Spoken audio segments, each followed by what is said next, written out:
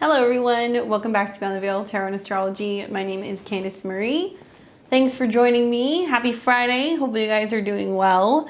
We're back at it. We're doing live readings. We actually doubled up this week because I'm kind of playing catch up. But with OpenAI and here you go. Sun square Neptune, not paying attention. We are playing catch up from our trip. I was off for a week, so we're going to be doing astrology readings this evening. We're going to be taking a look at transits in the natal chart. More specifically, those of you guys who have interest about how this particular new moon in Gemini is going to be affecting your chart. If you're new to my channel, welcome. Do me a favor, give me a thumbs up and make sure you're subscribed. Click the button below. Some people think they're subscribed, but they're not. But if you are subscribed, you help the channel grow and you're going to get alerts as to when I have new videos coming out. All readings are going to be by donation. So you see the banner that's kind of scrolling below. There's also a QR code here. So if you sign that, if you click that, it's going to take you to my PayPal where you can make a donation for a reading. It is $55 for donation for an astrology reading.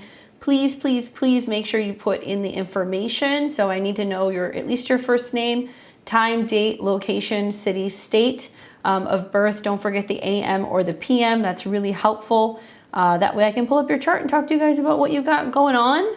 We've already got a whole bunch of people who are already in the queue. We've already got some level 3 people. I saw somebody also joined level 3 earlier. Welcome, MV. Those of you guys who aren't aware, we have memberships on my channel. So if you like my content, we're putting out long form, content on the channel for astrology. We've got new moon reports, full moons, horoscopes, weekly astro weather, and kind of weekly musing videos in between. If you guys want to support my work, you can do that by getting readings or joining my memberships. With a level 3, you're going to get a reading every single month. It's included in the membership fee. And you're going to be one of the first people that we take. So we always take level 3 people first, so you guys don't have to wait. Sometimes these readings can be rather long. So if you want to support my channel, you guys can join if you'd like, and you can cash in on that today. I saw Emma's in here. What's up, Emma? We've got you. Hey, Stacy. We will not be doing astrocartography for the lives, but that is something that I offer in private sessions. What's up, Nine Lives and The Awakened? What's up, Dave? How's everybody doing? Maria, Michaela, Crystal, Shariana, how's everybody doing? Nailed it. Oh man, I'm so over these mutable squares. It's like there's so many things that I cannot pay attention to. It's been horrendous. I will be glad when they're over. So basically the way that this works is you scan the QR code, you make your donation, you get into the queue. You can ask any one question that you want specifically. Please be specific for one topic or one question. We also offer Synastry if that's something that you have an interest in for a different price. How's everybody doing? All right, so let me let you know who I've got already. Obviously, we're going to take Emma, but if there's any other level 3 people that would like to cash in on the reading this month, you're welcome to do so. Outside of that, we've got Kamari, S, Alana, Crystal, Marcia, and Natalie. I'll probably leave the queue open for like 20 minutes or so. And then we'll get you guys in. I just saw that Aileen snuck in there too, so I've got you too. So we'll leave this open for like another 20 minutes, probably until about maybe 7:30, and then we'll close the sign-ups. Thank you, Anne. I am starting to do better. I almost lost my voice there last week. It was kind of scary. I needed my voice to work. I had to teach a webinar, and I was like on the verge of not being able to speak. That's what I get for being on an airplane. Oh, Maria, I feel for you. I could not do like a natal sun square Neptune or Mercury square Neptune. It's just like, it's too much for me, man. All right, so let's go ahead and pull up Emma's chart. We're going to take her first. Hello. Is it Rocio? How do you pronounce your name? Welcome to level 3. What's up, Mags? Let's go ahead and start with Emma. She is one of our level 3 members. Thanks for supporting the channel. Emma says, hey, Candice, can I cash in on my monthly? I've got you in here already at 11:50 p.m. in Australia, and you want to know all about this new moon in Gemini. All right, let's do it. Okay, guys, so we've got the new moon that's going to be setting up depending on where you are, the 17th or the 18th of June. So like the next 2 days is when this energy is going to be taking place. New moons are new opportunities, so it's planting new seeds. In particular for you, Emma, the new moon is going to be in the sign of Gemini at 26 degrees, which is in your natal 6th house. So it's planting seeds for the immediate next month. You're going to see things unfold, but really it will fully unfold and blossom in a full moon, which will be at the end of 2023 during Sag season in Gemini. Now, this is an interesting one because this new moon squares your natal sun. So if you're reading your solar horoscope for Pisces, you're going to hear new opportunities for your home and where you're living and how you feel and your family. And there can be some truth to that. But from the perspective of your ascendant, the new moon is in the 6th house. So to me, this feels like getting organized, getting clear, getting on track, getting in a schedule, getting in a routine. So setting goals revolving around that. Here's the challenge though, is that it is in a hard aspect to Neptune. It's also in hard aspect to your sun. So you probably really resonate, or you will benefit from hearing people astrologically talk about the sun square Neptune, having issues with clarity, not knowing where to start. And also the Mercury square Neptune, which is like trying to figure out the way forward, trying to communicate, express, come up with ideas. So you are going through currently, you know, Neptune in conjunction to your sun. So you might kind of feel like you're swimming in the cosmic soup. Like there is a sense of trying to make sense of things, trying to communicate more clearly, trying to find the words. It can bring lower energy levels. It can also bring, you know, bouts of just being extremely intuitive and tapped in and like very clear. So it's like a very psychic and also like emotional transit.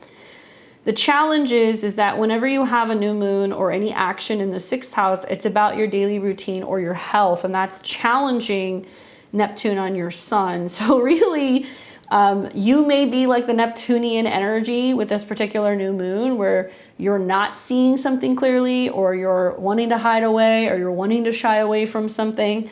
Neptune can deal with dissolving things, or sometimes it can be about self-undoing. So it's really highlighting this natal Neptune Sun transit. I feel like it's very much about getting clear and getting honest with yourself about how you want to be feeling, how you want to be thinking, how you'd like to be expressing yourself. And it may be about you quite literally playing a more active role in being better about your daily routine and your habits, and like not doing the things that you need to do. The 6th house can be about busy work, like organizing your closet, walking the dog, checking off your to-do list, right? Going to your doctor's appointments. And this is in a mental sign. So the fact that it's squaring Neptune in your 4th house makes me feel like you would really benefit from getting your home in order, or getting your office in order, or getting your schedule in order to make better sense of things just within your own life. Now, the sun in your chart is the ruler of your natal 9th house. So to me, it seems like you're trying to integrate more reading into your daily routine. You might be wanting to listen to more, you know, spiritual or philosophical kind of talks, bringing more time to like learn and be able to maybe multitask, you know, more in your daily routine. Having a new moon that's in a square to your sun, it feels a little discombobulated. So it can feel for the next month or so that there's like a sense of trying to work out of clutter, or working out of things that are not quite scheduled correctly, feeling like a little overwhelmed maybe with responsibilities and chores and things of that nature. Now, I'm all about making lemonade, where sometimes we see oppositions or we see squares, which can be challenging. I always like to encourage my clients or my students to look for trines or sextiles. And you do have some of these going on, so that's really helpful.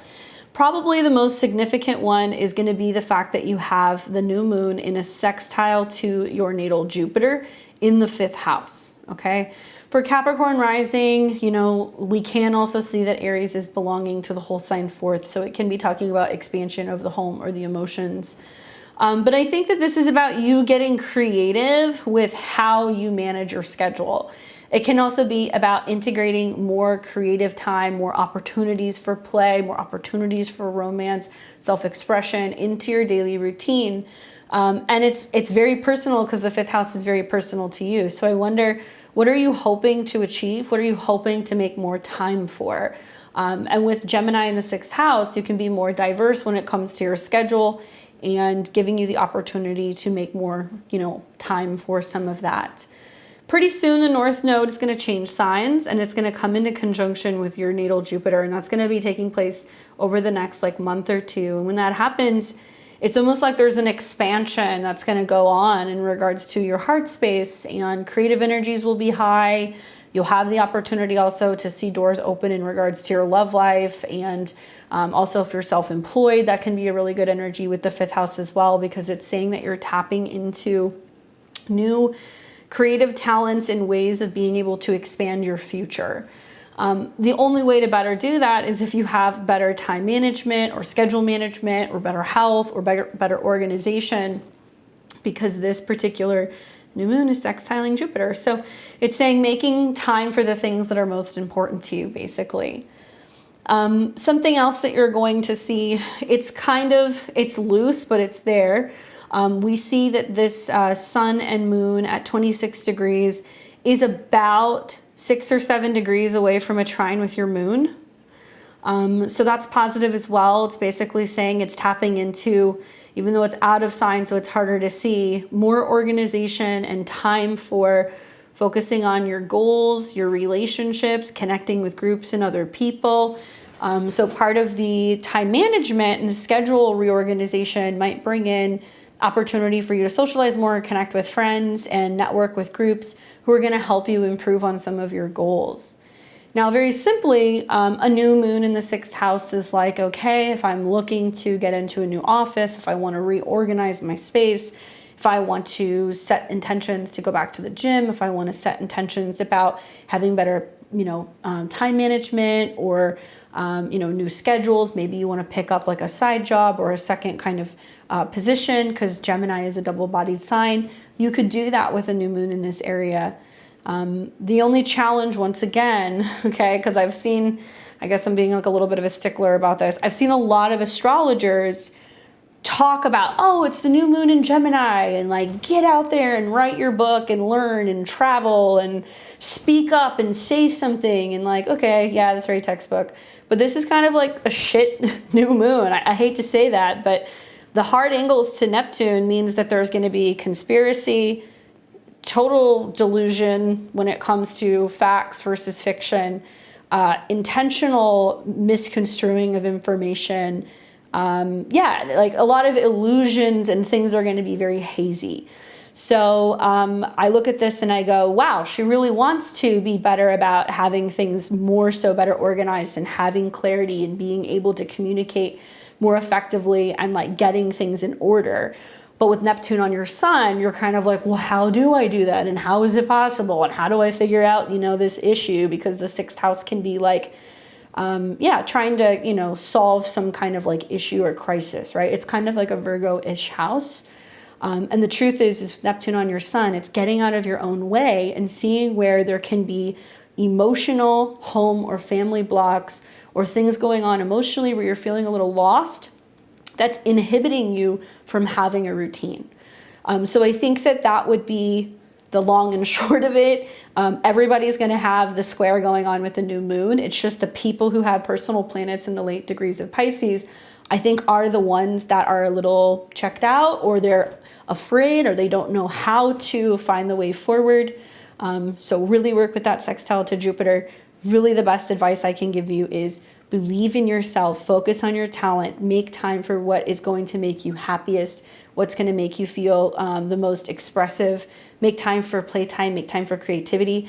make getting your chores done fun, right? Jupiter in the 5th. Make it something that is exciting, or, give yourself something to look forward to. Hey, once I check off all of my to-do list over the next week, I'm going to, treat myself to, a night out in the town, Jupiter in the 5th. Turn it into something where you're constantly trying to one-up yourself and get more and more done and become more so productive, especially when it comes to either mental well-being, communication, or physical activities. Like a huge thing when you have air and fire sextiles, that's like really encouraging you to get active and to get kind of moving around, right? Hopefully that's helpful for you. Make the most of this.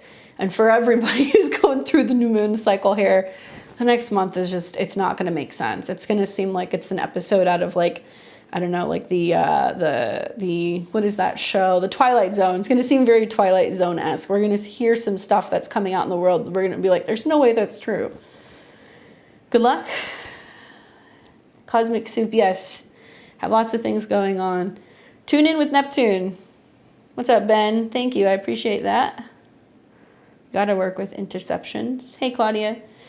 You can ask a relationship question, specifically if it's about another person. That would be Synastry, but if you have questions about relationships, you can.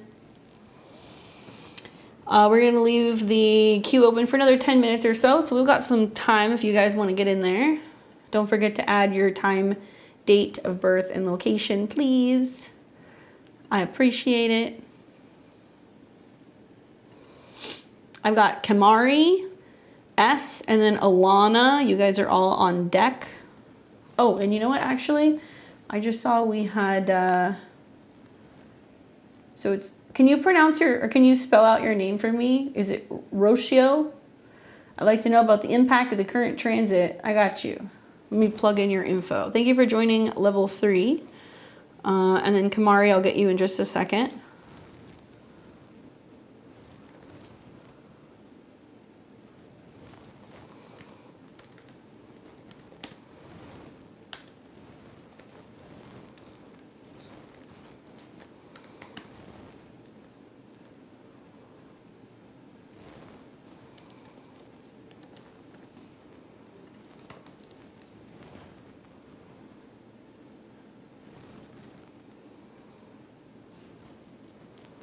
Let me see, where is this?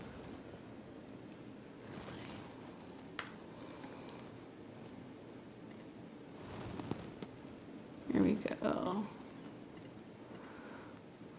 All right. What's up, Sonia? How's it going?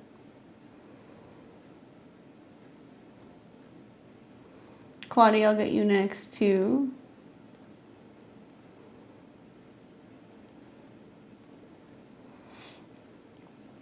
I'd like to know about the impact of the current transits the next month. Okay, we can do that. So for you, I've got August 17th, 1986, and that was at 8:18 p.m. Pisces rising, sun in Leo, and your moon is in Aquarius. Probably the two biggest things that really stand out for me are going to be the impact of, Neptune retrograde in your first house, really paying better attention to reality. What is your reality? Where are you checked in or checked out? The state of your body, your emotional body, your feelings, right? And the fact that Neptune is retrograding back towards your ascendant and the ruler is Jupiter, so reviewing your beliefs. And to have a retrograde in your first house of the body, and then over the summer from second half of July into September, you're going to have a retrograde Venus in your 6th house on your sun, ruler of the 6th house of health. So there's a lot of like reevaluating, can be crisis, can be delays. It can be about your health, the state of your health, the direction that you're taking with your work. Really important. So, Mars is going to hit your sun soon. It can be where you're feeling like you need to take more action, but you're also more accident prone. So be mindful of that at the end of June, beginning of July. And then the first hit that Venus is going to have on your sun will be July 6th. and then it will retrograde back. And what's interesting is that every single time Venus retrogrades, it's going to trine your north node. Technically whole sign second house, but it's in the first. So I think it's about reevaluating what you're eating, reevaluating your self-esteem, and also work and financial matters, like where work changes or making changes in your finances. You're coming into your nodal return, which is going to be the end of 2023 into 2024, where you're focusing more on yourself, your body, and your own personal values and resources. So there's this theme setting up that's like, how's my health? How am I being productive? What am I getting done? How are my finances? How am I feeling about my body? What do I need to change about my health or my routine? And a Venus retrograde over your sun can be a time where you're just bringing in more self-love and you're focusing on refining something about your habits. And that's going to go on for several months. I mean, Venus will be in Leo for 4 months. So end of June all the way through October. That's a long time to have Venus on your sun, so it's great for a Leo. But in the 6th house, you might be noticing that there can be some imbalances in relationships and like where some people aren't quite hitting the mark. And it can be people at work, it can be healthcare providers, it can be people who support you if you have like staff or if you have an assistant. So some kind of change going on there. So really significant, pay attention to health and like body related things. And I'm also watching Pluto, even though it's retrograding, it's pretty darn close to your moon.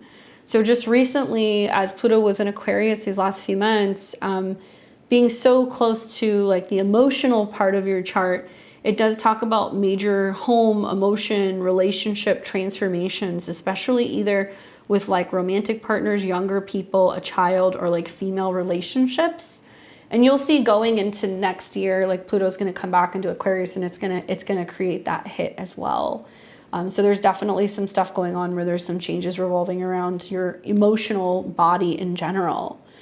I like the fire trines that are setting up through the summer. I mean, once again, you know, I'm all about making lemonade. So the fact that Venus is retrograding in the 6th house isn't the easiest place for the retrograde, but the trine to your north node in the 1st and the trine to your natal placements in Sagittarius in the 9th makes me feel like you're learning about the value of hard work and that, you know, results are worth working for, whether it's better health, better relationships, better career related situations, and the right people kind of show up to help you through that process. It may prompt scheduling changes for educational or travel changes. It may also prompt just focusing more, I think, on ways that, you know, you can either help other people or opening the door to accepting assistance, especially because Venus is going to sextile your Chiron here. So it's about learning to ask for help and finding people who can help you like perfect and take care of things. And also something that you're going to start feeling that's going to kick up this year as well is Uranus coming into a square with your sun. So once again, I mean, you're seeing a lot of energy that's impacting your 1st or your 6th house. And Uranus is sudden, unexpected shifts and changes. And it's going to hit 23, but it's still coming in for a square with your sun. And sun square Uranus or hard aspects between the two can just be like ego issues coming up, challenges with men, you know, changes in career. But it's technically in your Placidus 2nd. So it does make me feel like what's on the agenda is some changes to your health or your eating habits. It can also be changes in terms of like how you're communicating with other people, and you're starting to shift the way that you communicate or you look at moving through health related issues. I think the way out of that is to be working with both the sextile to Chiron, the willingness to talk about issues and heal, and the sextile also to the south node. So clearing out relationships that seem imbalanced, right? Because that's a huge theme when Venus is in the 6th house, especially when it's retrograde. It's like who is and is not making the cut. And it's almost in a way like preparing you or prompting you for your nodal transit, your nodal return, which happens every 18, 19 years. But it's also prompting you for like eclipses in your 7th house over the fall. You know, Mars coming into conjunction with the south node. I started working on the nodes for that this fall. Mars coming into conjunction with the south node and the sun coming into conjunction with the south node, because both Mars and the sun in Libra are debilitated. does make me feel like there's huge themes of like cutting ties with relationships just collectively in October of 2023. So you're going to notice a theme like, yeah, early October and then after the eclipse at the end of the month, where if you're having to kind of separate from certain people that aren't kind of giving you what you need or aren't helping you financially or helping you grow when it comes to your self-esteem, some of these relationships are going to be kind of kicked to the curb a little bit. So yeah, I think this summer I'd be really paying attention to just the give and take in relationships, and if it's all you giving and not receiving anything back, and learning how to communicate your needs a little bit better. Okay? Hopefully that's helpful for you. Let's see.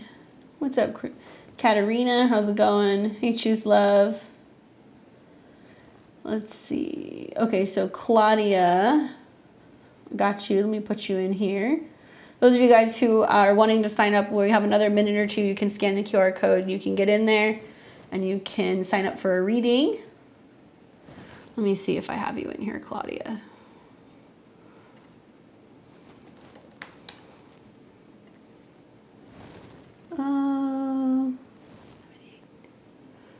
I do not, so I will plug you in. October 2778, 6:17 a.m.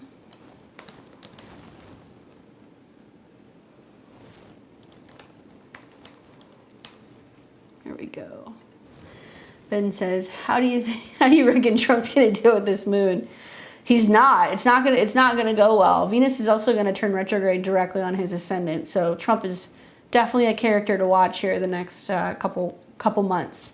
There's some big stuff happening. All right, so Claudia says, anything good coming up for me, love or money? Ooh. Well, love's gonna be Mars, right? And Venus. And you got some stuff going on, actually, believe it or not. You're one of those Scorpios, like me, who's got a ton of planets in Scorpios. So, you know, Leo transits this summer are going to be action-packed. So let's unpack this. So Mars rules your 7th house because you're a Libra rising. So wherever Mars goes, it shows you where there's some action involving other people. Venus rules you, and we've got Mars and Venus in the same sign. So for those of you guys ruled by either Mars or Venus, this conjunction can be more passionate, more romantic. There can be more kind of going on for you right now than usual. But it's moving through your 10th house, Claudia. So it's either like grand, you know, exposure of relationships and love and like a lot of like PDA, relationship PR, I like to call it, or it's just a lot of focus in regards to your work and your career. Now, when you start to see like Mars and Venus getting closer to your 11th house, it can be about socializing, going out, meeting people, connecting with friends. Venus is also going to retrograde through this part of the skies, so you are going to see an opportunity to reconnect with friends from the past or the one that got away. But we want to look for other aspects other than, you know, quick moving planets like Venus and Mars. So I look at your natal Mars, which is in Scorpio, nice, conjunct Venus, nice. So you're super passionate, but you got a lot of action going on here with the stellium in Scorpio.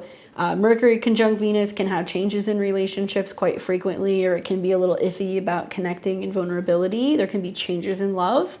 And then you've got Venus retrograde in Scorpio, Venus in a Pluto-related sign, conjunct Mars. So you're passionate, dare I say possessive, or you want to be possessed by partners. There is that need to be wanted and to show that, you know, you belong to someone and someone belongs to you. This is more like long-term, but, you know, Uranus is in your opposite sign, right? And so over the last few years, you've seen Uranus oppose your sun, and then your Uranus opposition has happened. Uranus in opposition to Mercury, so like the mind's on fire. Uranus in opposition to Venus is like sudden changes in finances and relationships. So there can be a sense of just something coming or going in both scenarios. I think that I would be paying more so attention to like when Mars and Venus, or at least Mars comes into your 11th house and it shifts into Virgo, and it starts trining the North Node and also Jupiter. I think you're going to see more kind of coming in when Mars moves into an Earth sign, because then it's sextiling Scorpio, trining Taurus. So the second half of July is when this seems like a little bit more active. And you're going to see some really nice, you know, trines and sextiles. It's going to be sextiling Scorpio. It's eventually going to form a trine to Pluto. It's going to come into a trine with Jupiter. The name of the game pretty much all summer into the fall is get out there, be with other people, socialize. The more that you're doing that, the more likely you're going to meet someone, or you're going to have friends that are going to introduce you to someone. So if there's parties, gatherings, get-togethers, that's what you want to do. We're also going to see the North Node go into Aries. So for all Libra risings, you know, yes, Placidus-wise, you've had the North Node there for a little while, but now it's going to move into an action-oriented sign, which is a fire sign. So you're going to see that people might be more likely to approach you. They're going to reach out to you. They're going to want to connect to you. They might walk right up to you. And there's going to be just a lot more kind of going on then. And I'm really thinking long-term, like, if you're going to see some real significant results this year, it's most likely going to be the eclipse that you're going to have on your ascendant, number one. Actually, both eclipses are pretty significant in the fall. An eclipse on your ascendant is a fresh start, and it's also bringing all of the attention to you.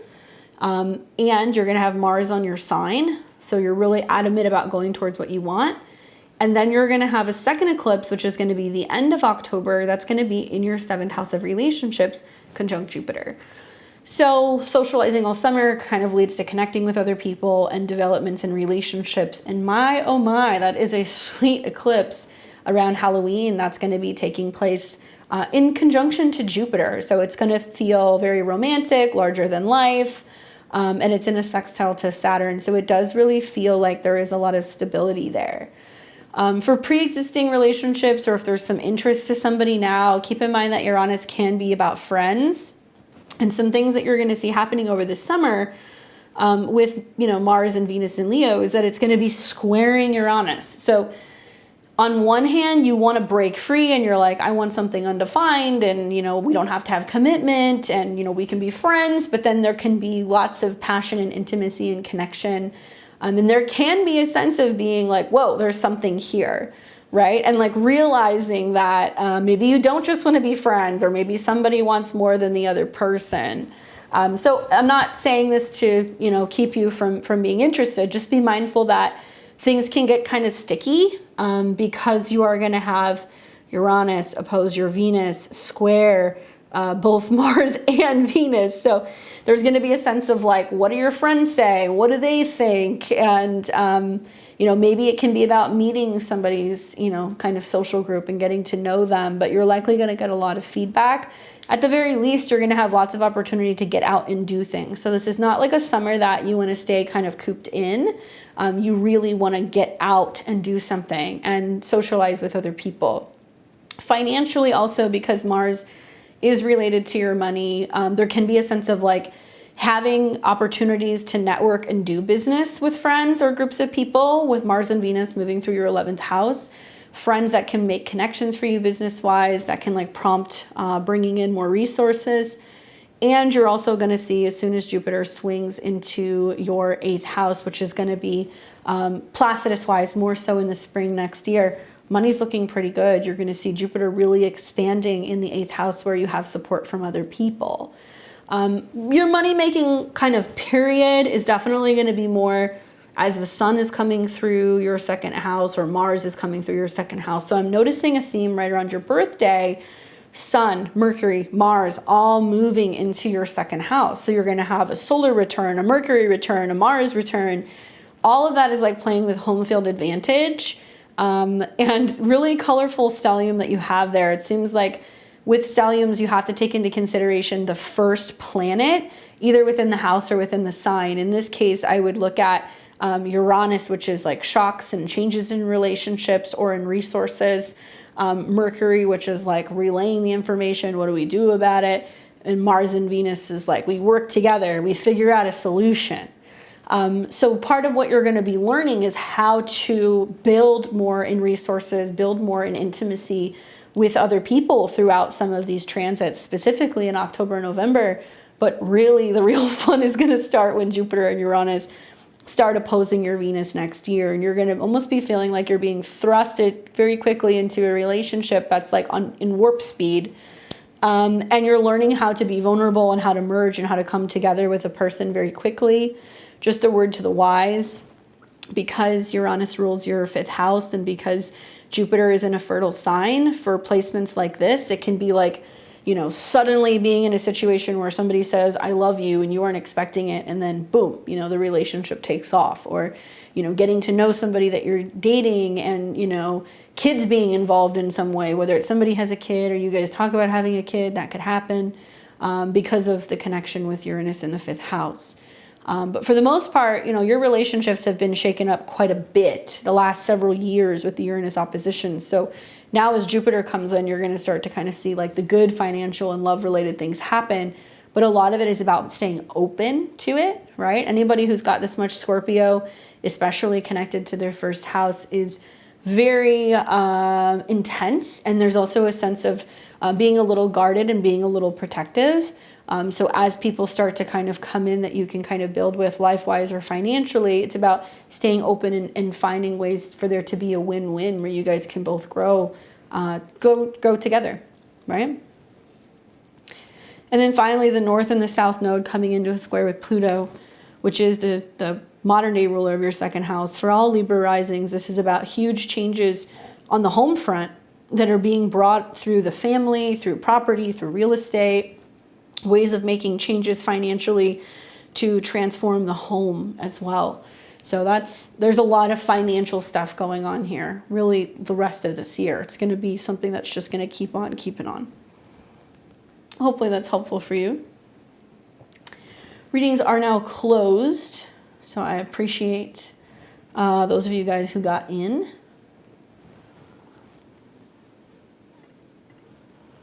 So we've got Kamari, and then S, and then Alana. I'll go through the list of everybody in just a second, so you guys are aware of who got in there. And if you guys haven't already, please hit that like button. Let me know that you can see this. It helps for the algorithm.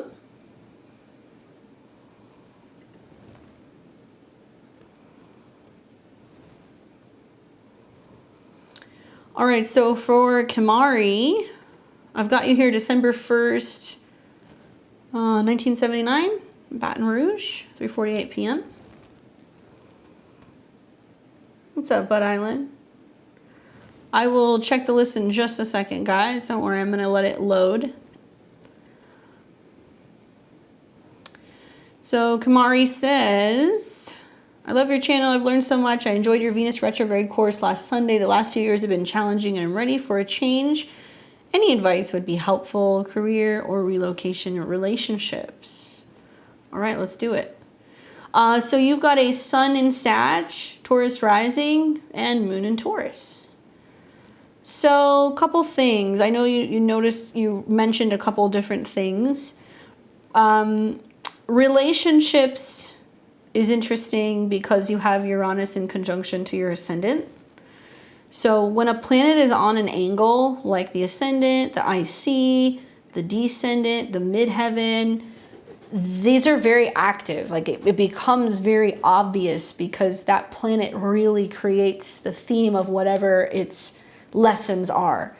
And you were born with Mercury, Uranus on your descendant. So you're no stranger to changes in relationships, people that can be kind of intense, people who are really kind of unusual in their communication, or they can have some kind of stress aspect or stressful communication with others, because Mercury, Uranus on the descendant means that their mind is kind of like on fire. So when you have Uranus hit your ascendant, it's about giving yourself personal freedom, authority to express yourself and dress the way that you want, look the way that you want. There is a sense of you really being hopelessly and gloriously authentic. And what you're coming into right now is your Uranus opposition. So I would go and learn about that. This is what we affectionately call the midlife crisis transit. Uranus opposed Uranus is when everything kind of turns on its side. So where you're used to having like lots of inconsistency maybe in relationships, now Uranus on your ascendant is saying you're the one who's like, I need the freedom. And oppositions are relational. So you're learning about how to better give yourself that freedom or express yourself differently through relationships with other people. I would imagine that astrology is very interesting for you right now. You like hearing people's perspective on astrology, Uranus, to better understand yourself and what you need in relationships. That opposition is really strong all summer long. It's going to hit 22 in this next month, and then it's going to retrograde back to your ascendant again. So it's about giving yourself that freedom until you come out of the opposition with Uranus, which will be like closer to 2024 and 2025. On the other side of this, we have Pluto that has also been in conjunction to your midheaven. So it's like while you're redefining who you are in relation to self and others, there's huge changes and transformations going on within your career. Now, this is easing up a little bit. It'll come back pretty early in 2024. You're going to see like February on lots of activity with Pluto coming into this conjunction again, which is more about redefining things in regards to where you're going with your professional life. So that's how that kind of relates. And then finally, you know, for Taurus risings, this summer is going to be quite active with a Venus retrograde because Venus is your chart ruler. So you really want to pay attention to like the next 2 weeks because you're going to see Mars moving through your 5th house, creating lots of action in the home. Coming into a square with Uranus means that there can be some friction with relationships with relatives, relationships or roommates, because these are hard angles. So you may not be getting along with somebody in the home dynamic. Somebody be causing a bit of a ruckus. And then you're going to see Venus come in for the square with Uranus and Mercury Uranus. So it seems like really the next 2 weeks, it's a lot of what you need at home, what needs to be changing at home, maybe changes with where you're living, where those home changes are actually being activated as a result of emotional shifts or relationship shifts. I'm never one to recommend moving during a retrograde in the 4th house, especially if it's your chart ruler that's retrograding. So I would use the retrograde to reevaluate, where do I want to live? How do I want to live? What do I want my home to look like? What's the best area to kind of be in? It looks like you're going to have a better idea about some of this stuff closer to like the mid-August period. And after you had that new moon in Leo, so after August 17th, you have a better understanding of what you want.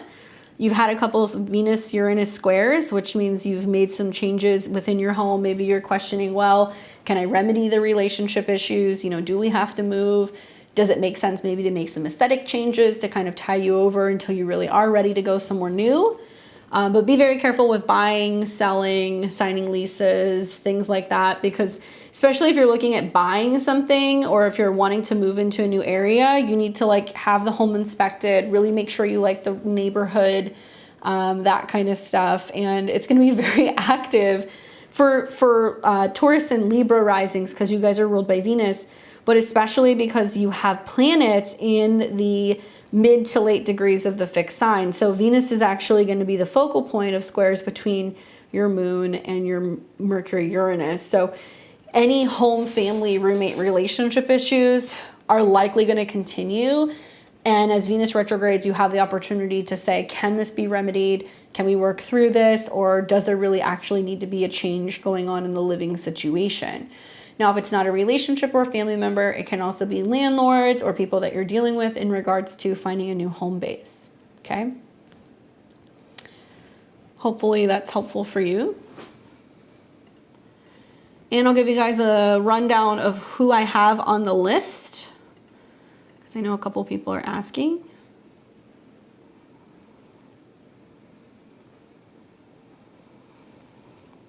So we have S, Alana, Crystal, Marcia, Natalie, Aileen, Michelle, Deanna, Christine, Annette, Leah, and Saomi. So that's who I've got.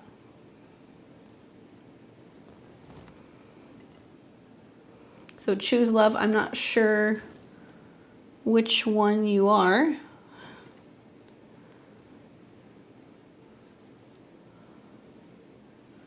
So let me know so I can at least reference that. Okay, Deanna, and I've got your question here. And yeah, if you guys can't stay, no worries. You can come back and watch the replay. Once this is no longer live, you'll be able to watch the replay. All right, so let's pull up S.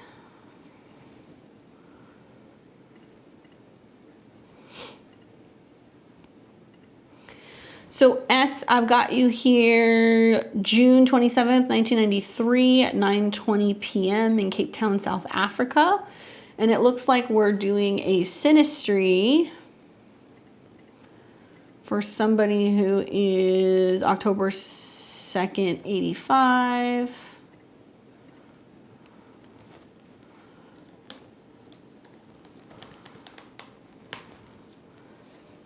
And they were born 1 a.m. in San Diego.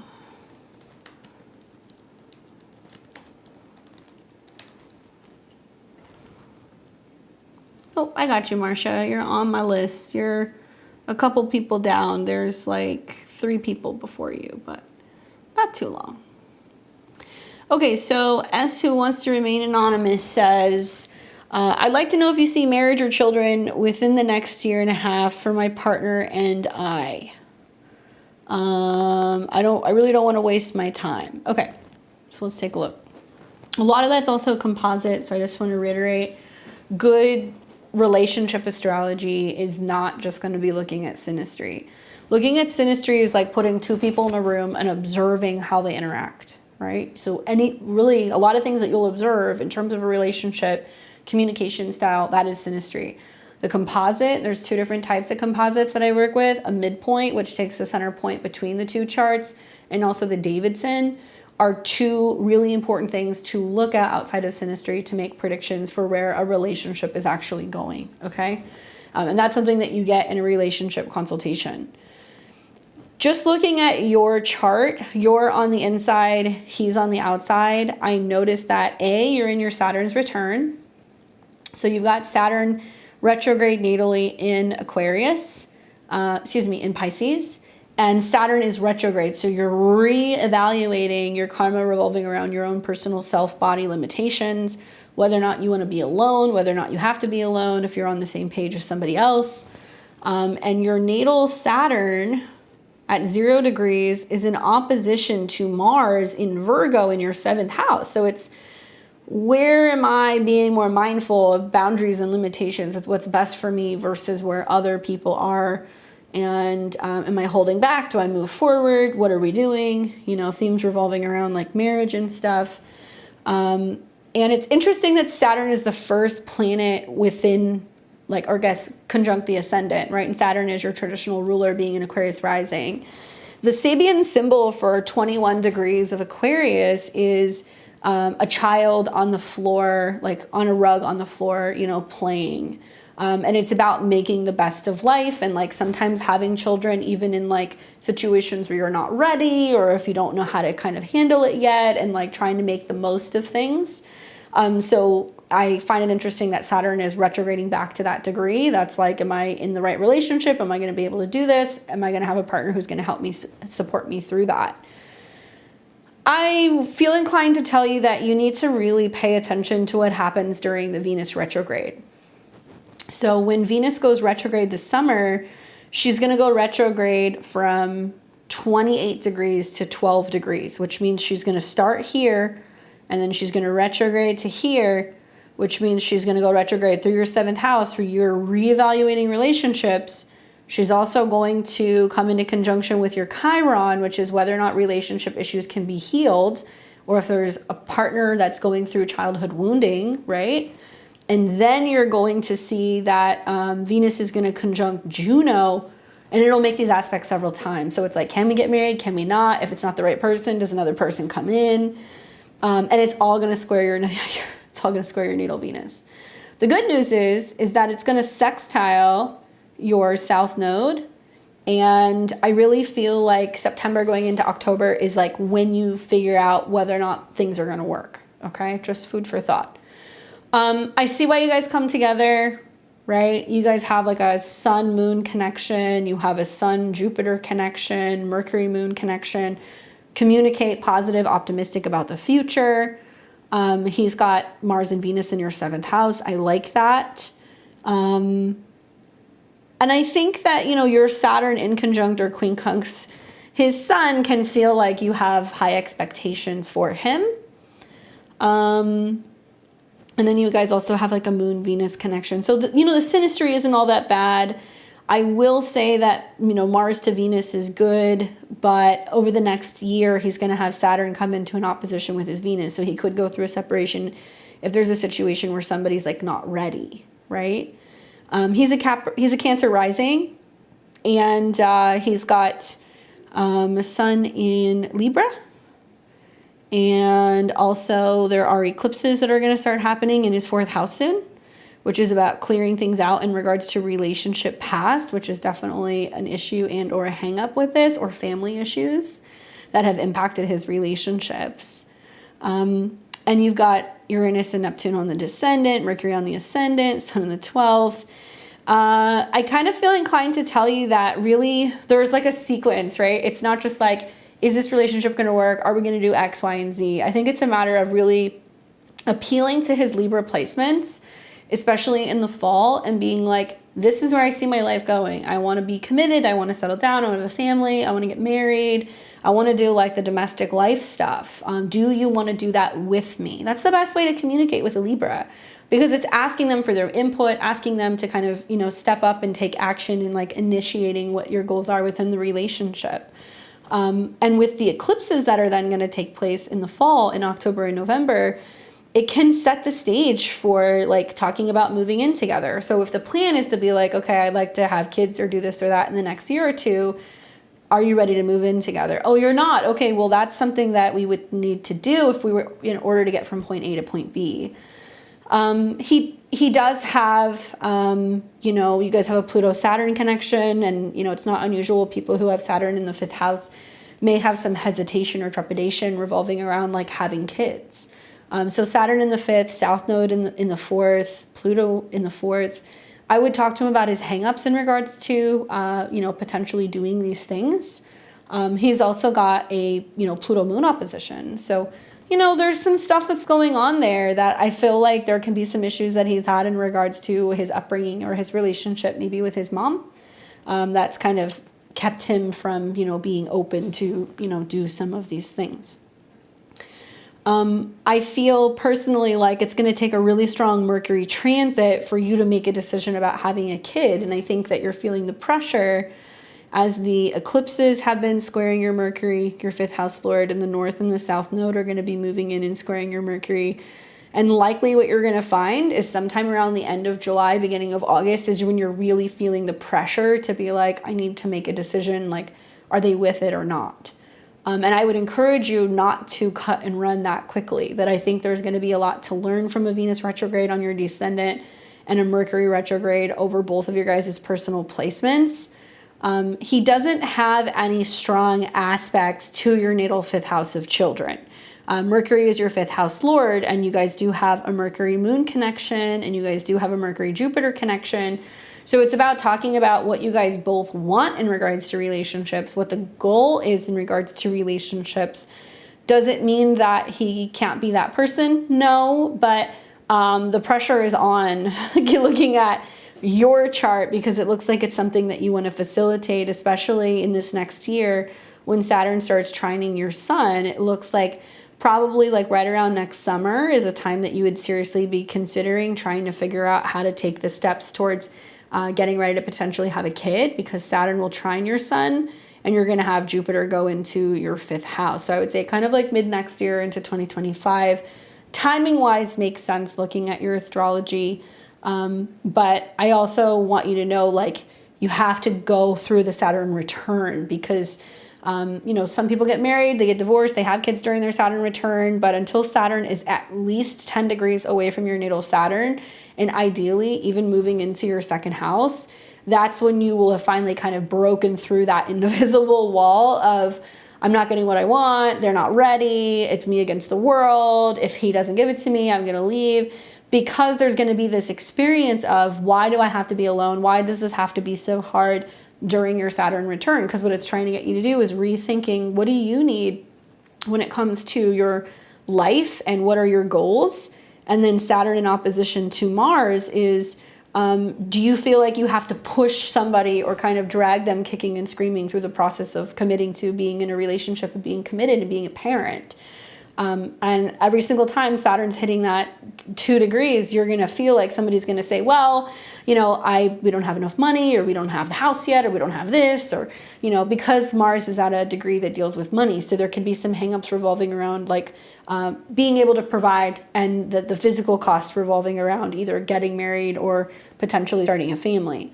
I think that just the Sun-Jupiter connection, the Sun-Moon connection, the Mercury-Jupiter connection is enough to feel like, yeah, that is doable. Like you guys could do this, but you would need to have a partner who is open to working through some of their kinks and some of their hangups. And I'll tell you that, Pluto and Mars rule his 5th house. So you're going to see that Uranus is opposing Saturn. Saturn is opposing Mars. Like next year would be the time that's like, okay, we're doing this. So if you can't get him to be open to potentially doing something within like a 18 to 24 month timeline, it's all about timelines and taking the first steps forward, you're going to know in the fall, right? But there is a lot of potential here personally. It's just your astrology kind of stuns him a little bit. I don't know if you feel like you have to like really not cause a problem, but like tell him what's up before he realizes that you're serious, because you have planets on his angles. So you have Mercury on his ascendant. So you talk at him, and likely sometimes you guys can be really psychically connected, and you have Uranus Neptune on his descendant. So you are really radically different than what he's kind of been with before. And these energies square his 4th house. So the lesson is talking to him about doing it together rather than making him feel like it's all going to be like very black and white or all on him. Start talking to him about making the domestic changes this year to kind of pave the way for bringing that in. Hopefully that's helpful for you. I've got Alana. Let's see. There we go.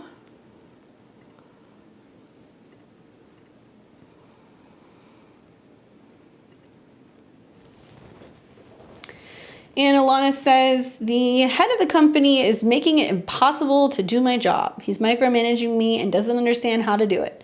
What they want is impossible in the current environment.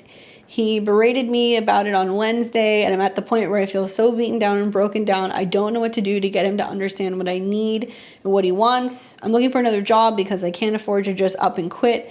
I want to wait until I find the right thing. I'm starting to feel hopeless, so any guidance you can give me would be appreciated. All right. So March 8th, 83, I've got you here as a Virgo rising, Sun in Pisces, and your moon is in Capricorn. Well, this seems like Saturn issues. So even though, and I know I've read for you before, you really want to pay attention, to Mercury transits, but you can listen to Libra, because that's going to give you more spot on transit advice. But Saturn is moving through your 6th house, which is about employees. It's about coworkers. It's about people being more critical of you. It's about timelines, expectations of the job. So you're really feeling, as Saturn is getting ready to go retrograde, that you're like, I have to go back and correct things. Somebody's kind of beating me up about stuff. Like it is in the stars right now. Especially being that Saturn is in your sign and it's in opposition to your ascendant sign. It's like you're getting hit from all different angles.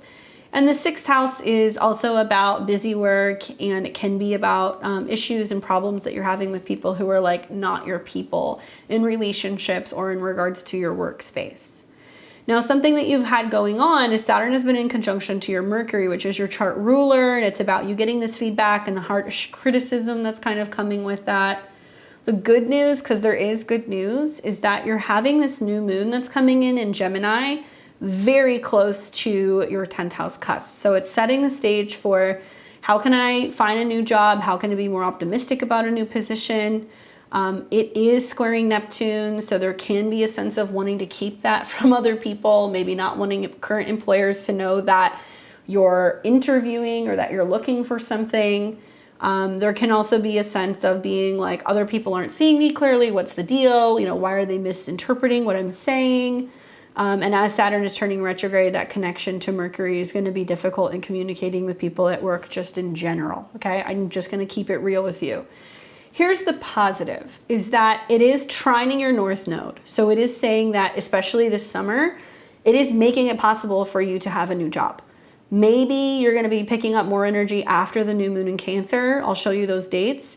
But Saturn in the 6th house basically says with dedication, the willingness to work hard, and perseverance, you'll be able to kind of have a consistent job. Saturn in a trine also to your natal Saturn in the 2nd house is having you rely on skills and make the necessary commitments also to your bottom line and your self-esteem. So you can't just take a job for the sake of taking a job and be willing to take less than what you ultimately deserve. So it's the process of not just looking for the right thing that maybe fits your lifestyle or your schedule, but also something that is going to make you feel fulfilled and appreciated. So you can't be lowballed. New jobs will come also with a really strong Mercury transit because Mercury is the ruler of your 10th house. So when we see something like the sun coming into connection with the North Node starting on the 22nd of June, picking up a trine to natal Saturn around the 24th and 25th, and then picking up a connection to a trine with Saturn in your 6th house around the 28th. And then you're going to have a Mercury cazimi that's going to happen right around 8-9 degrees around July 1st. My recommendation is be hitting the application process really hard the late part of June into early July. Likely the cazimi can be an indication that there is some kind of insightful conversation that's coming with a boss, some kind of feedback, a secret, or possibly even getting a call back for a potential job interview and finding out that you got a position. Mercury is going to be really important because it is the chart ruler and it's about relaying some kind of information to you that you need to know. So there can be more conversations with bosses going on then, but I think with the trines to Saturn is it's basically saying like, you're solid, you're not gonna lose your job, nothing's gonna happen. Maybe you end up getting some feedback from a superior, but I also think it's possible that you're gonna get a call back from something that you've applied to. Now we're gonna have a full moon that's gonna be in Capricorn, in opposition to the sun in the 10th house around the 4th of July. That can also bring in a job because it's highlighting the 10th and the 4th house. And then when we see something like Mercury trine your natal sun, yeah, there's so many transits the whole first week that I really feel like something good can come of this. And then you're going to have the new moon that's going to take place in the sign of Cancer in your technical Placidus 4th house around the 17th. So even if something doesn't start up until after this date, it's still going to trine Saturn, it's still going to trine your sun, and then eventually Neptune. So July seems to be like the month if you're looking for something new. Another time period that you can find that will be helpful is also going to be after the solar eclipse in Libra.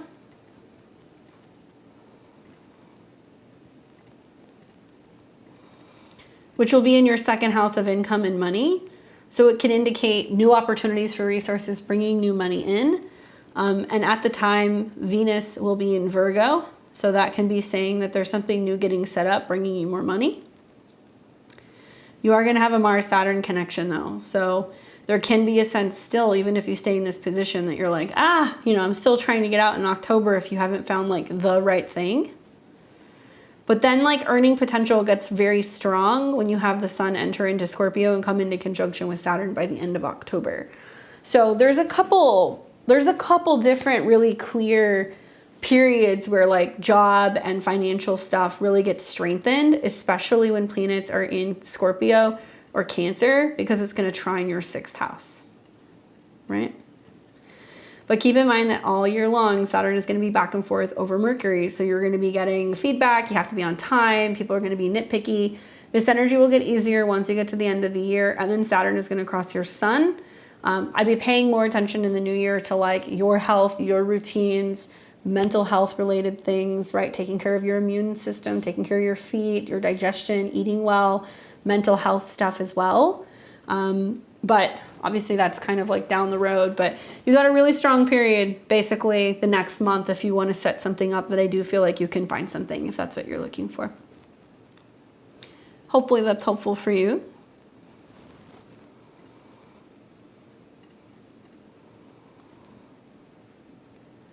All right, so we've got Crystal, and then Marcia, Natalie, and Aileen. Crystal's July 6, 91, 4:33 p.m. in New York. And she said, it's been a while since I've had a chart reading. I don't really have a specific question at the moment. I feel like my fixed sign placements are being lit up right now, and I'd like to hear whatever is catching your eye in the chart currently. Thanks. I got you. So we've got you as a Scorpio rising, Sun in Cancer, Moon in Taurus. And yeah, you have some major stuff getting lit up here in your fixed placements. Congratulations on completing your Saturn return. You got some stuff. So, you know, people who are like the third decan of Scorpio, if you're anything from, let's say, 20 to 29 degrees of Scorpio, Sun, Moon, or rising, you're definitely getting impacted by the Uranus opposition, okay? So Uranus, which is sudden changes in relationships, is kind of setting up. So you're actually about to have Uranus dip into your 7th house of relationships, partnerships, but it can also be about clients. So that'll be playing off and on throughout this year. So you can see a shock and a surprise in a relationship. Somebody can suddenly come in, somebody can suddenly go out, especially considering that you have your descendant at a 23. So it can be about a break or a change in a pattern in a relationship with an astrologer. It can be that you can have a change in a friendship. It could mean that you could suddenly meet someone. 23 does deal sometimes with separations. So you want to watch actually when Mars is coming into that square.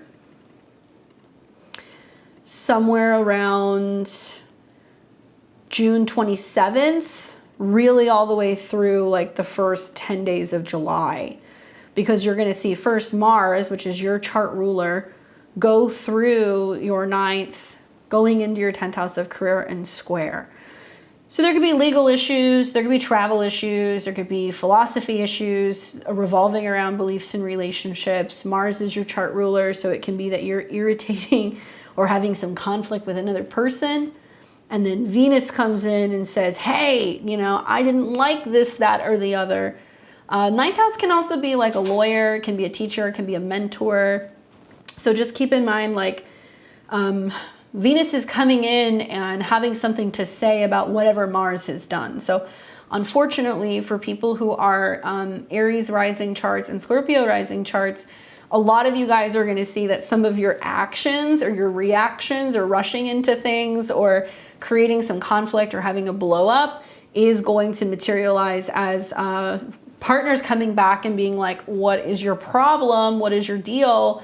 So if you have relationships or clients, that can be a theme. Venus will retrograde and square Uranus several times. So pretty much whenever a planet is hitting, especially in your chart, like 22 to 24 degrees of the fixed signs, it's affecting your angles. And I would say 22 to 28 degrees of the fixed signs because it's going to affect your Mars and your Venus. So Mars and Venus moving through here might be great for travel, right? Great for education, great for changes in your belief system, learning something new, good for work, but it's going to cause a bit of strife either with schedule or with relationships. So be careful is my advice. You know, thankfully Mars is going to keep moving forward. On the flip side, I'm also kind of like, hey, you're having your Mars and your Venus return at the same time, and you were born with this conjunction. So you're used to passion and travel and long distance relationships and, you know, trying to find the bigger meaning of life and amazing, you know, destinations and places that you can go to. So maybe it's just bringing more of that up. And if you're not in a relationship or you're single, it's prompting the opportunity to kind of like suddenly meet someone. Anybody who's had Uranus go in and out of their 7th house, they'll tell you it's always with either a lot of ups and downs in relationships, or suddenly somebody leaves and then a new person comes in. I've seen more makeups and breakups and divorces and like people running off and getting married and eloping with those transits than any other transit. So it can be bringing in some really exciting things with relationships pretty much all year long. And Venus will then retrograde over your Mars. So it can be bringing somebody back to you, or somebody reaching out to you saying, hey, I saw that you're in my city. Like, let's grab dinner, you know, or hey, I want to see you. Let's meet in this other place. Let's meet halfway. So it's really great for your love life, right? The only theme here is the squares to Pluto in your 12th house is, what are you hiding? What are they hiding? Is there something that's not being like fully put out into the open? Is there something that your spidey senses are telling you, like, you know, pay attention to something going on behind the scenes, or your dreams or anything like that? And stuff that also can be like more karmic in nature, right? Very busy summer. You're not going to see a lot of this energy wrap up until closer to what's going to be October. That's when Venus is finally going to leave the sign of Leo, and it's going to move into your 10th house. And then you'll also see Uranus drop back down into your natal 7th. Now, this is all in preparation for next year, when both Jupiter and Uranus move into your natal 7th house. So think May of like 2024 as like the finish line. And when the Sun, Jupiter, Venus, Uranus all align, it's like, what's going to be happening? Like, clearly you're going to have some really significant relationship situation going on. You know, do you get engaged, right? Do you have somebody significant that you meet? Do you decide to take the next steps and move in with someone? Do you relocate for someone? Do they relocate for you? Any of those things can happen. And definitely lots of changes going on in relationships that are for the better. So whatever's getting worked out this year is for next year to be all that much sweeter. Hopefully that's helpful for you, Crystal. Just catching up on your guys' comments. Yes, I do believe in the Mandela effect. There's some weird stuff out there. Like, what is it? Like the Energizer Bunny and his battery pack. Like all of these things that we thought we knew, and then it's like changed. Yeah, somebody's messing with something in terms of a timeline. There's something changing there. All right.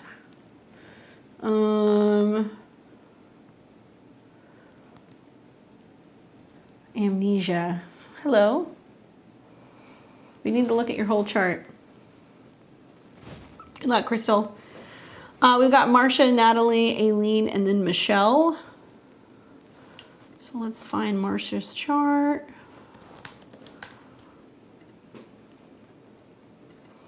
What's up, Marcia? You know all about this fixed energy. You're feeling it too. You're already in some of the Mars-Venus squares as of right now. Partnered with a tarot group to launch readings in September. Will I be successful? In the meantime, I'm thinking of applying for a freelance job with an astrology service. I had a dream about this very opportunity. My heart says it's meant to be, but my brain says don't. I have the technical abilities. What do the stars say? Good question. So you're going to be connecting with other people to do group readings in September. So you're going to have Mercury going retrograde in your 7th, reconnecting with other people. You're going to see some squares to your Sun and also to Mercury. I have a feeling that it is possible that by the time September is underway, you either are already taking clients and you're wondering about how you're going to swing doing both, like for your schedule, or there's going to be possibly like some time restrictions or some time delays or some scheduling changes to how you're doing the readings in September. So just be mindful of that, because you're going to see a lot of like Mercury, Saturn, Sun, Neptune oppositions where you're like, do they have their act together? Was this well planned? Did they get back to me? So something like that can kind of be happening. I do think that if there is a delay, or maybe you do start, I would use the Mercury retrograde in Capricorn taking place in December to reevaluate if this is something you want to keep doing. So give yourself the September, October, November, timeline. And then when Mercury goes retrograde with Mars over the sun, it's like, do I keep doing this or do I cut back on this? Am I making enough money doing this in a group sense? Is it easier to do it on my own, right? In terms of like working for a service, so this would be like another person's company. That is going to be more relating to the 11th house. So it could be that as well, that you're reevaluating working for that company as well. The thing is like Mars and Venus moving together through the 7th is great energy for working with others, having clients, doing readings. The thing that I wonder is with Venus retrograde is like, do you feel like it's a fair exchange? Do you feel like you're making enough money doing it on your own? Knowledge and information is going to be more Mercury. And currently you have Saturn that's coming into a sextile with Mercury. That'll be more next year. Jupiter that's trining Mercury. So that's really expanding things, but it is in your 3rd house. So it tells me that you're going to continue to keep learning and studying. I really feel like doing readings and having reference materials and taking your time and like maybe working your way up to, charging if you want to do sliding scale type of readings, if you want to do donation-based readings. I'm the type of person that feels like it's an energetic exchange. Like you need to be compensated for what you're doing as long as you're confident in what you're doing and you really have the capabilities and you really know how to apply the technical stuff. You need to make sure that if somebody's paying for something, you're giving them, advice that is going to be accurate. So I could definitely see like September and December being turning points where you're like, do I want to take clients? Do I not? Do I work at this group or this company? Do I not? And long-term wise, because the sun represents the 7th house of others, you are starting to see, you're finally coming into your last Neptune square the sun. Now that does belong to your whole sign 2nd. So there can be a lot of what do I charge? What are they taking? I would just make sure that you ask a lot of questions about if you do work with other people, what is the cut? What are you making? What am I getting? How do I get, confirmation that I'm being, paid correctly? Are you keeping track? Are you also keeping records if you're going to be doing readings in that capacity? And Saturn with the opposition to the moon all year long might represent some kind of hesitation about really connecting with other people and like getting paid for it because the moon is at a 2. And probably when you come out of the opposition with the moon and Saturn, you're going to be feeling more capable in the new year of feeling more confident with being able to relay this information and be working with other people. You're also going to then start seeing that, Neptune is starting to finally come out of that square with your sun. So you're going to feel like you don't just have to rely on doing readings in a group sense. You can kind of branch out and start taking people one-on-one and be building your own practice like in the process and not feeling like you have to rely on a group, right? I think it's good. I mean, I think that the retrograde in your 7th house in general, September, August and September, a Mercury and a Venus retrograde is like, how do I relate to other people? What do they give me? What do I give them? And Saturn opposed the moon, you're going to have like a lot of like really clingy women. And it can be people who are also kind of cheap with what they're willing to kind of pay you. So I would not get into like pay me whatever you think I'm worth type of conversation. It's like, no, we'll do sliding scale. This is the fee, but pay what you can from this amount on, or if you want to, tip me or make other donations, that's appreciated. And really be on the up and up with practicing your psychic defenses because you can get slimed with people's stuff with Saturn in opposition to the moon. And it can impact you health-wise, emotionally, your space. So you want to be clearing your space that you're working in if you're doing it at a distance. And also it's just scheduling. I think there's going to be lots of opportunities that are going to pick up with the group at a later time and you're going to be like, how do I do both, right? Good problems to have though. It's not bad. Hopefully that's helpful. I like the working from home aspect, Jupiter in opposition to Mars. So it is setting up so if you want to do more work from home, you can. Good luck, Marcia.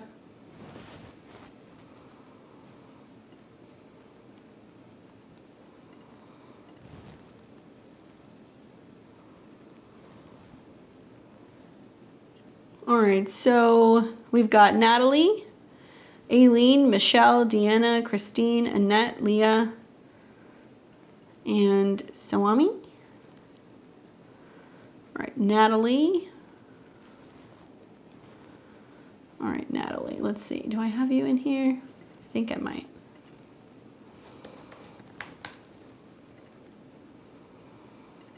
I do. Natalie says, health business launch dates, please. All right, Natalie, let's do it. So you're running a health business, which is connected to the sun. Is this something you're going back to? Like, have you tried to do this in the past and you're going back to doing this? I only ask because you're going to have a retrograde in your 6th. I definitely think that the Venus retrograde that you're going to be having for you, you're going to be experiencing a situation where it's going to be about getting everything ready, okay? Because Venus is going to represent like websites and media and emails and contact forms and all of that stuff. Venus can also be about services, health services. So as Venus is getting ready to come into shadow and go retrograde, we don't want to do this until after the retrograde, especially because Venus is going to quincunx Neptune. So if you have somebody that's assisting you, helping you with all that stuff, you really want to use the retrograde July and August to comb through all of your business stuff and get ready and make sure that you've worked out all the bugs and or that you have the space to be working in if you need to work in a physical space. And I would say doing something like once Venus is direct and Mercury is direct and after a new moon, and let's do something like the Sun trine Pluto. That could be a good date. This is getting into September though. And when the Sun trines Pluto, it's coming out of an opposition with Neptune. And it's coming out of a square with Saturn. You know, some tricky astrology here, my dear. Let's do something like the Moon in Aquarius, trine the Sun in the 7th house, Venus that is in a trine to your midheaven. So might be a little bit later than you want, okay? But just trust me on this. My advice is to go for what appears to be September 24th, 2023. I don't even know what day that is. I'm just looking at the astrology. But you're going to have Sun and Moon trine. So Sun ruling career in your 7th house of services, trine the Moon, letting everybody know, air, hey, this is the services I have. I'm launching something. You're going to have Venus direct. Venus is going to be trine your midheaven, bringing attention to your own personal business and what you have to offer. And then you're also going to have the Sun coming into a trine with Jupiter. So September 24th, 2023 is my vote. And Venus is going to be nicely aspected. You're past the square with Jupiter, not quite square to Uranus just quite yet. And Mercury's on the south node. So tapping into all of what you've been working on and kind of building. I would not do anything before that. You can get everything ready so you can make the official announcement. The other option is you can do something like when the Sun is coming into Sagittarius.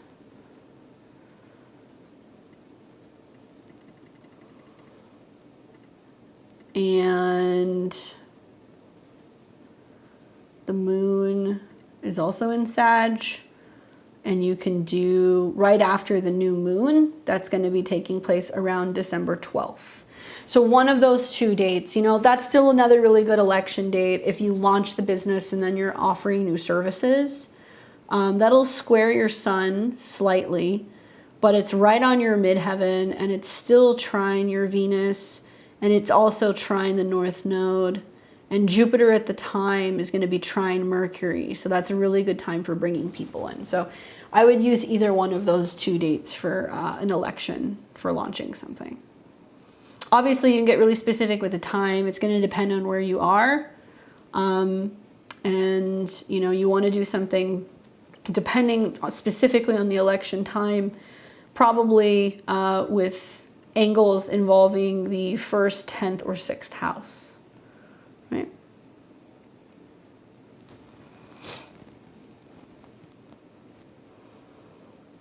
Hopefully that's helpful for you. All right, so we've got Aileen.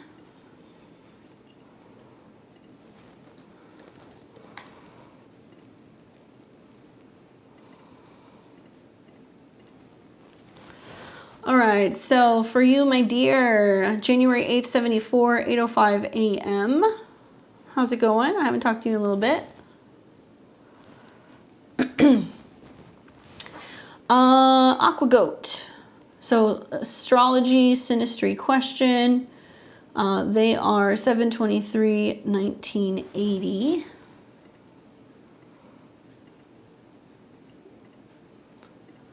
So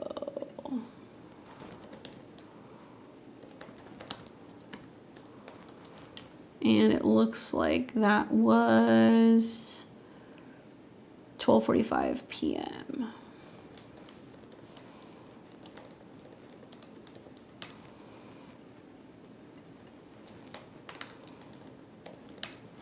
There we go. All right, so let's check out this synastry. What's going on with us right now? We're running into issues constantly as of late. This is quite unusual for us, and I'm wondering what's going on in the cosmos triggering him and I. We are best friends and we're usually smooth any disagreements over easily. It's been a tough period the last few months. He owns his own company and I work with him, which is usually great. When do you see this getting better? How do we best get through whatever is going on? Just to confirm, are you guys friends or are you in a relationship?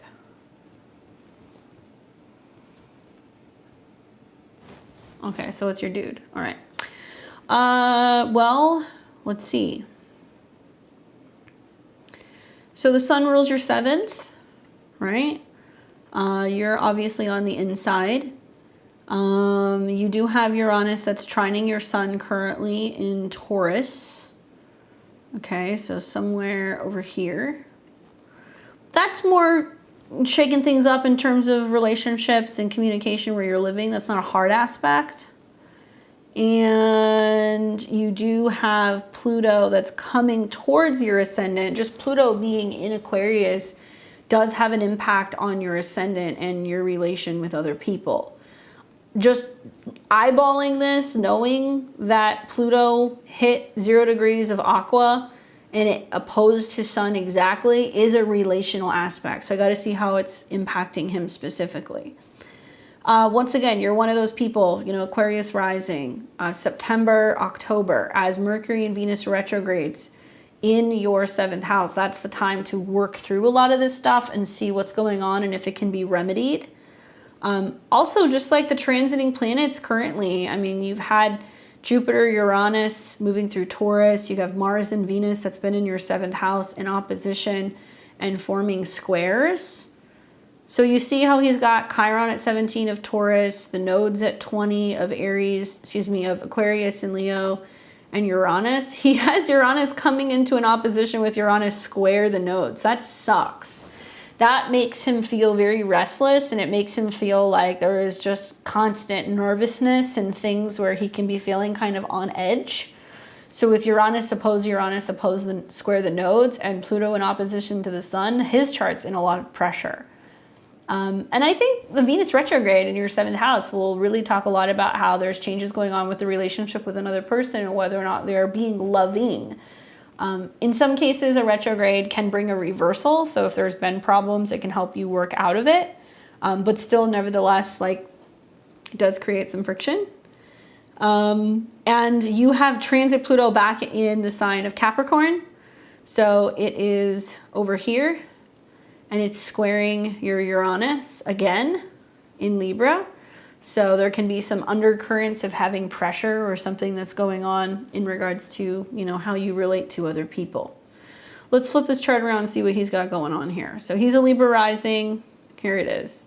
So eclipses in his 7th house have started, okay? They've been there already a little bit in Taurus, but for Libra rising charts, now that we had a solar eclipse in Aries in April, and now that the North Node is going into the 7th house, it is creating conflict. A lot of Libra risings I have heard have been having issues and conflicts with other people. I have definitely been feeling that. I really underestimated how much it was going to come up because Libra and Libra risings are known for being friendly and personable. I think the eclipse in April was like kicking off where things needed to be kind of aired out, especially because it was squaring Pluto. So a lot of these things have to do with what's going on emotionally inside or things going on with the home that's creating some issues. So there can be some stuff going on in his home life, or if you guys live together or with his family, that can be prompting some of this.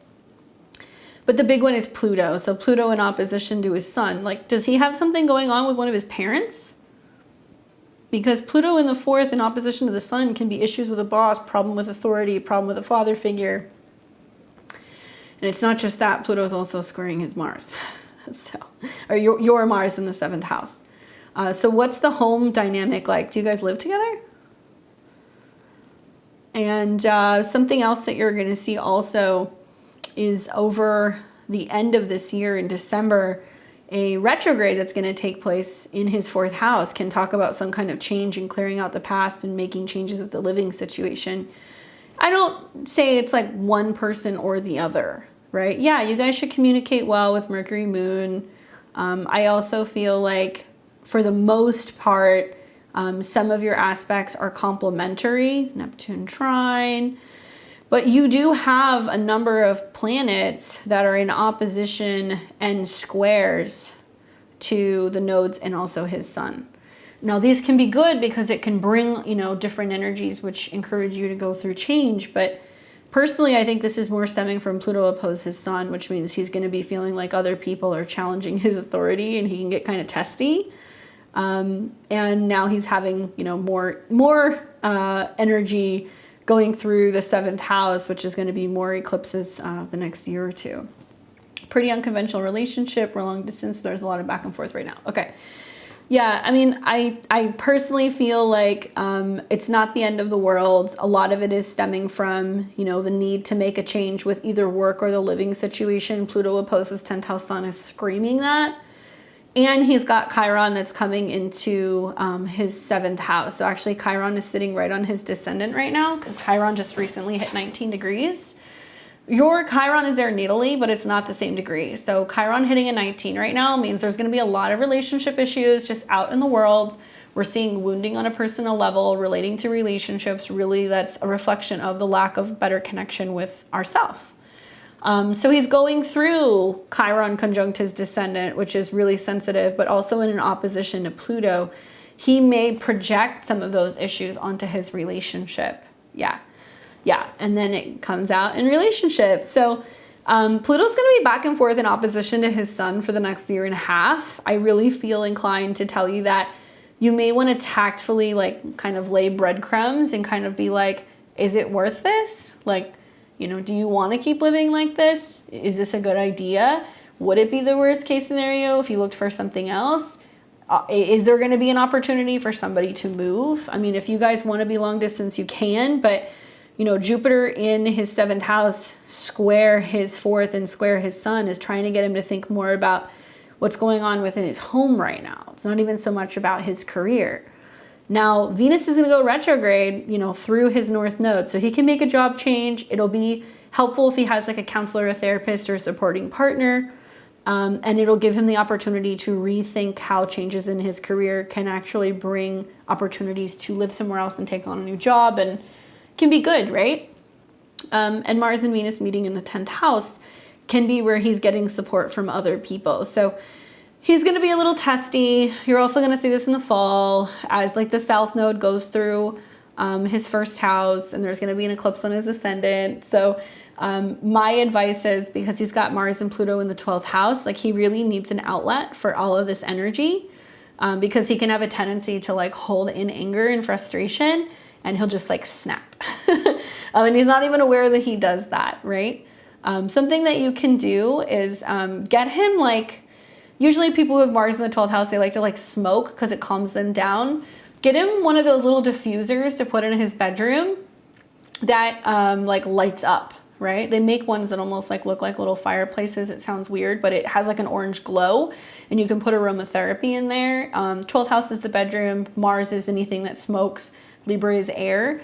Or encourage him to do some breath work before he goes to sleep at night, or maybe do like a little bit of yoga to release some of that from his body, right? But, you know, Pluto opposed the sun means he's having issues with work or a boss or something. And, you know, it's really beneficial for him to consider just totally revamping all of that in general, so he's not carrying all of that around with him.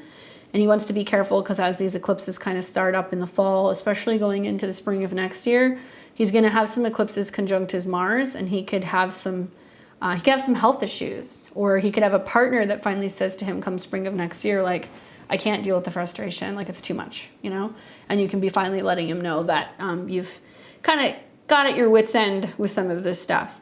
I don't think it's the end of the road, but I do think as a Libra rising, as soon as the South Node swings into his sign, it's about letting go of his own hangups, and, you know, letting go of his own need to want to people please. And the North Node in the 7th means he needs to either take more action and stand up for himself when it comes to other people, even if it creates some friction. And it also means that he needs to be more mindful of like tending to the relationship and the relationship needs as well. The good news is that it's going to, you know, make positive aspects to his Venus and also his planets that he has in Leo.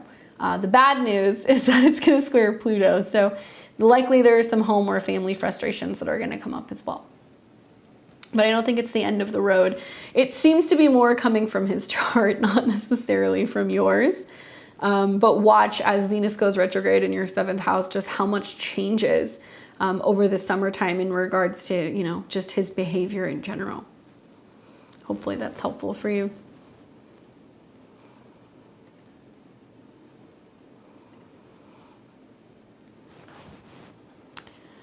All right, let me see if I have...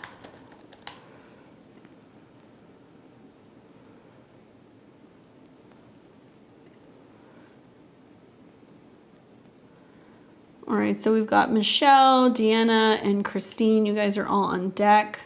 Let me go ahead and plug all these charts in really quick so I can have you guys all ready to go. So if you want to grab a snack or something to drink, give me like 4 minutes so I can plug these in really quick.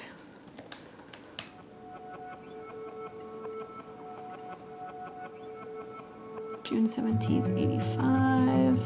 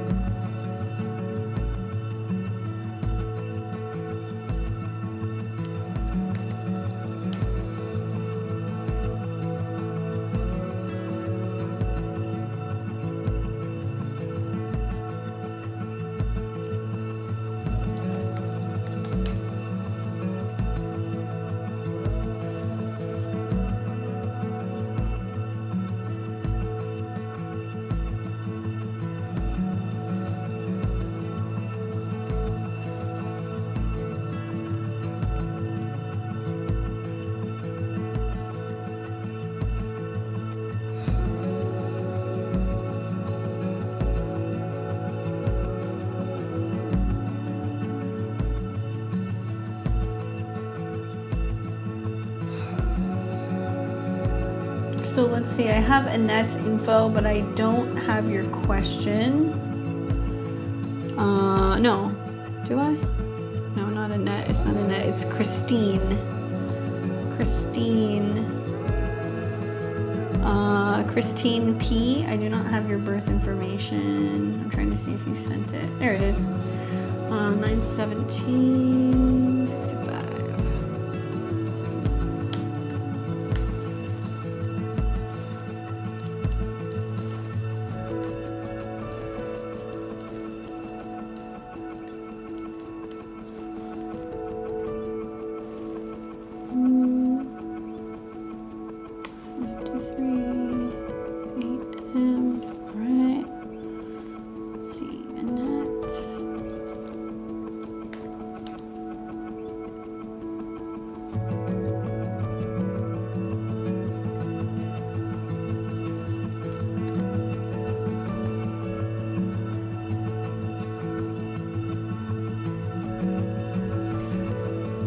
And Annette, I need your birth time. I have 12/12/66, but I do not have your birth time if you're here.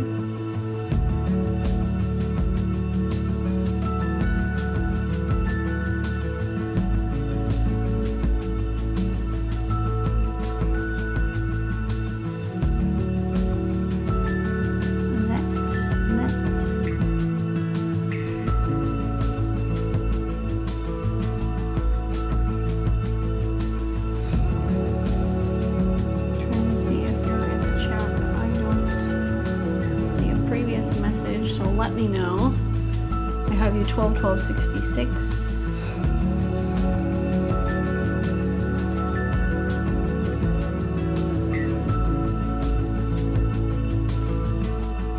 (4:45 a.m.) Thank you.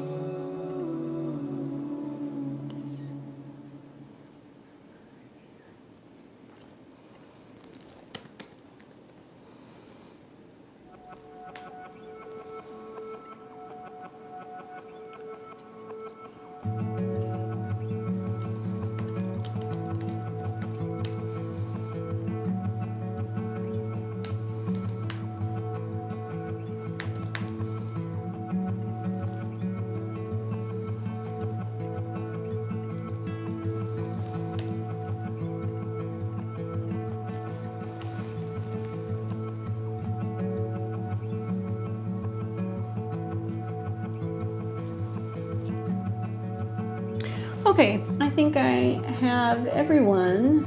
Thank you guys for your patience. All right. So it looks like we're going to have Michelle, Deanna, Christine, Annette. Then we are going to have Atlanta and Swami. All right, so let's pull up Michelle. Michelle, June 17th, 1985, 12:30 p.m. Virgo rising, sun in Gemini, and your moon's in Gemini. Look at you. You're going to have a new moon on your birthday. That's kind of a big deal. All right, so let's get to it.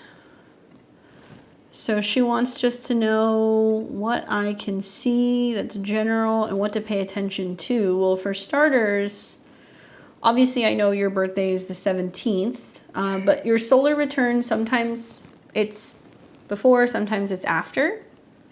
And it looks like your birthday is going to be on a new moon. So you're born on a new moon in Gemini, just hours actually after you were born, the sun and the moon came together. So this is a very similar energy as what you were born with.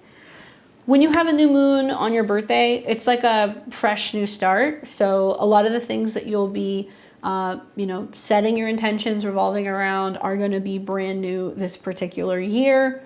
Having a new moon in your 10th house is also career related. So I could see it being about where you're taking charge, what direction you're going in, what your goals are going to be, right? So that's really positive. It's extra potent for kind of just getting where you want to go. There's pros and cons. On one hand, the new moon means everything is fresh. On the other hand, this is a really highly aspected new moon because it's going to square Mercury. It's going to square Neptune. And Mercury in Gemini is going to square Saturn. So there's a little bit of like tugging going on between the rational and the kind of like intuitive side. All that Gemini is like the information, the data, sharing, communicating, moving around. And then all of this energy that's in Pisces is, are we sure? Are we ready? Do we want to leave the house? Like, do we want to get out of bed? Do we really believe in these things? So this can be a year where you want to stay open, you want to be receptive, but there's also lots of room for change, changing your beliefs, changing your mind. It can also talk about having issues revolving around not knowing which direction you want to go in quite yet. You want to actually cast the solar return chart and see what the ascendant is, but with that being said, Neptune and Saturn are 10 houses away from your sun. So it can be career goals. It can be the direction of what you want to do with your life purpose. It can be tuning more into your intuition and letting that kind of be the guide. During this time also, you're going to have a new moon that's going to be conjunct Juno. So a big theme is going to be partnership over these next 12 months and who you're partnering and what you bring to the table and who supports you. And I noticed that you're getting ready to have Jupiter come into conjunction with your natal Venus. So it can be a really pivotal year for relationships. Granted, my advice would be not letting work get in the way of making time, hearing other people, seeing other people, and being able to kind of connect with like romantic potential partnerships. This new moon is also going to be squaring your natal Juno, so it's going to be about what do you give to yourself and what do you give other people. So you're going to kind of feel like it's like a balancing act of your needs, relationship needs, or work. And you'll see like where one is overshadowing the other two essentially. But still, like Jupiter-Venus connection, that's really great connection. I also think that, with you seeing Saturn all year long in your 6th house of health and daily routine, trining Mercury and Mars, it's about paying better attention to your health, your schedule, your routine. There can be a sense of having to learn new techniques or doing or undergoing new training for work. Or going back and like correcting things at work. But I like the fact that Saturn's going to be trining Pluto in your money house and Mercury, Mars in your career house all year. It's about letting your intuition and your emotions really come through and like listening to them and knowing when you're overworking or overdoing something, focusing more on better emotional health in general. I also think that another really big theme for you is going to be Jupiter going into your 9th house. It's going to be right on the cusp, so that's going to improve the likelihood of traveling, training, learning, new teachers, mentors, gurus kind of coming into your life too. So if you're feeling lost, therapists, coaches, readers, any kind of like motivational type things can be really helpful this year in kind of helping you find the way forward. And you're going to have like a pretty significant eclipse that's going to be in the fall, pretty close to your Venus and also your North Node. So that can be talking about some significant relationship stuff, setting up especially in the fall of 2023. I'd go and learn about like transit Neptune square your sun. You've been in that for like the last year or two. You're going to wrap it up here pretty soon. But there can be deception issues, right, in relationships or with other people. So whether or not you can trust others and if they're like challenging your authority. Now, as a Gemini, you might hear that this is going on at work. So it can be your relationship with certain people at work or with authority. And you're going to see very soon that the nodes are going to change signs. But first, South Node is conjunct your Pluto, so you're becoming aware of like what you need to release or let go of that isn't positive for you. Yes, this can bring some financial changes with South Node Pluto, like letting go of income or like spending habits. But what it's bringing in with North Node and Jupiter in the 8th is more opportunities for growth in your resources. And then in the summer, you're going to see the South Node hit Libra, the North Node hit Aries. It is going to be about letting go of like certain spending habits or indulgences. And the North Node in Aries is you might feel like you have to like push harder for resources. You need to ask for support. You need to be asking for refunds. You need to be asking for people to support you. So it can be great for asking for bonuses or asking for raises. And you might find that there is some kind of financial support that comes through other people. So sometimes it's refunds, sometimes it's taxes, sometimes it's joint resources with a partner. And also going deeper in terms of the 8th house and like wanting to kind of heal things that you have been avoiding for a little while. And that'll sextile your sun. So it's about taking action revolving around healing some of these topics throughout this year. Trying to think what else. That seems to be like the long and short of it.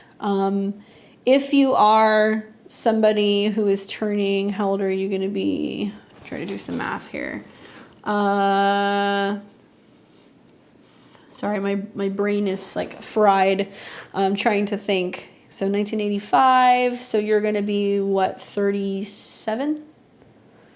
37, 38? 38? So you're going to be having, so 33, 34, 35, 36, 37, 38. So you're going to be in a 3rd house year. And what that's going to bring for you is changes in regards to your communication style, sometimes moving, changes with vehicles. And you have your natal South Node and your Saturn there. So Mars is going to be your time lord. You want to be paying attention to what's going on in your 3rd house and Mars. So like October, November is going to get kind of active. And when Mars is in your 12th house and it opposes Saturn, you got to be paying attention because you are more prone to getting sick. And Saturn and Mars in opposition around mid-July. Take it easy, rest a little bit more. Be careful for not overdoing it. And then you're going to see Mars go into debilitation and it's going to conjunct the South Node. So cutting back, losses, changes in finances also happening around the end of September, earlier October. That's really significant then. And then the Sun in the South Node too. And there can be issues that can come up with neighbors or siblings or vehicles in the fall, especially right around beginning of November. Road trips maybe, but all this is going to hit your Saturn and your South Node, so it can also be about contracts, right? Hopefully that's helpful. You got a lot going on. Just for fun, I don't know where you currently reside, but you can do the solar return from the natal chart. And it looks like it's going to give you a Scorpio rising, new moon in the 8th, change and transformation. Once again, resources, joint resources, Mars and Venus at the top. Relationship stuff and maybe change of home, especially like December through March. And then improvement in relationships suddenly in the spring of next year. Okay? Hopefully that's helpful for you. We've got Diana, excuse me. Let's see. Okay, so this is Choose Love. I saw she asked a question. Where is is she? Might have to go. Just want to know what's going to happen within this next year. Okay, well, let's see. Let's just talk about the big major points because that can get really involved. You're welcome. Okay, so probably the big thing is, ooh, look at that North Node Ascendant conjunction with Jupiter. Growing, evolving, learning, traveling, focusing on self, beauty, pleasure, and the body. But there's definitely some transformation of self going on because Jupiter's 8th house connection. It might be that you're exploring more about like taboo subjects or just getting in touch with like your own, you know, sensual side. At the same time, you've also got this square that's happening with Pluto on your midheaven. So like you're evolving and changing, and so is work or your professional, you know, type energies. Another main theme that you're going to see as a Taurus rising is that Venus will go retrograde in your natal 4th house this summer. Second half of July, really until about the beginning of September. So women in the family coming back, reconnecting with your roots, going back home and visiting family, changes in home and real estate. It's going to be close to your natal Venus, but not on it. And you've got Pluto coming into an opposition. So you've also got some indication of career changes, home changes, all being prompted by you. And it's all going to be about how you look at it, right? So you're going to see boom, boom, boom, boom. You've got all of the fixed energies represented. So it's kind of been real recently. This will come up pretty strongly, especially in February, March of next year. You're going to see this energy pop up again where it's going to all create a grand fixed cross, which just makes you, home, relationships, and career all change in sequence. Also, you know, you have a ton of Virgo in your chart, you know, Mercury, Mars, Sun, Pluto. Pluto at 1, excuse me. So you've got Saturn that's going to go deeper into Pisces. I think it's going to go from like 7 or 8 degrees to about 19 degrees. So something you're going to experience in the new year is Saturn opposed Sun, Saturn opposed Mars, Saturn opposed Mercury. It's relational, so you might hear that it's about relationships, but I have a feeling it's going to be about some challenges in relationships with friends. And possibly some changes revolving around your goals with thus friends or even coworkers. You might realize like some people you work with, you're like, I'm good.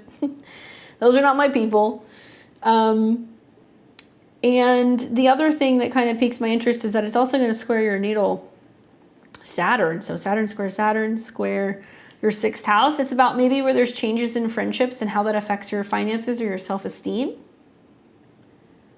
I do think Saturn in opposition to planets can also bring up like health related things. So being that you have so many planets in the 6th house, health, habit, schedules, but Saturn in Pisces is going to be more about mental and spiritual health and cleanliness and routines, meditating, sleeping, resting, recuperating, and not letting the heaviness of the collective affect your physical body. I would encourage you to like work with water. That can be really helpful. Meditation, past life regression, hypnosis, right? All of these things can be helpful. Going to spas, private spas can be really good with Saturn and Pisces going into your 12th house with that opposition. We've also got eclipses that are also going to start up in your 6th house. So it's likely that there's going to be changes going on in like, not just health patterns, but working patterns, working spaces, you know, scheduling changes, office changes.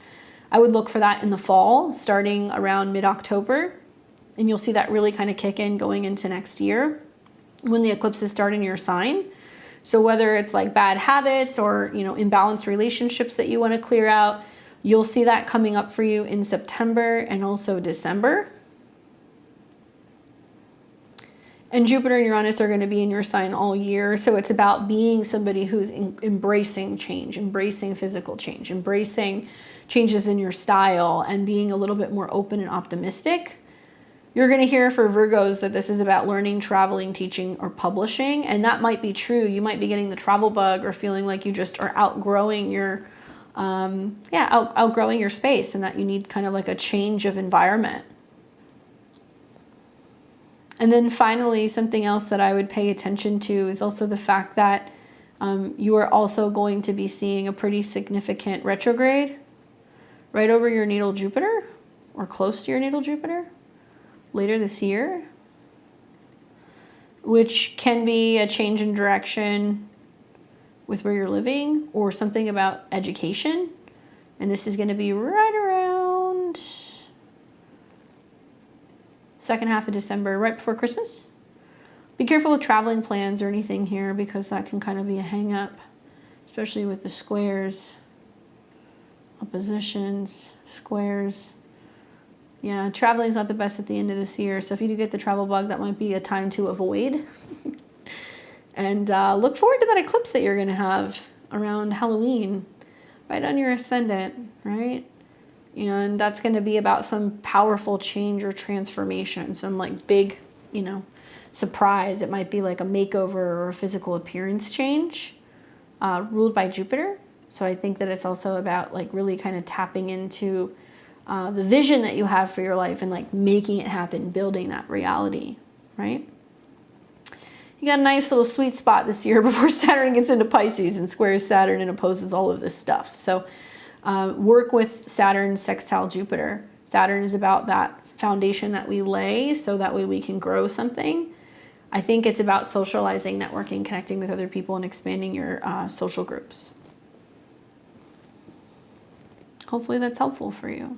I will catch you next time. We've got Christine. And Christine is September 17th, 1965. And she is a Libra rising and Sun in Virgo, Moon in Gemini. Christine, did you have a particular question for me?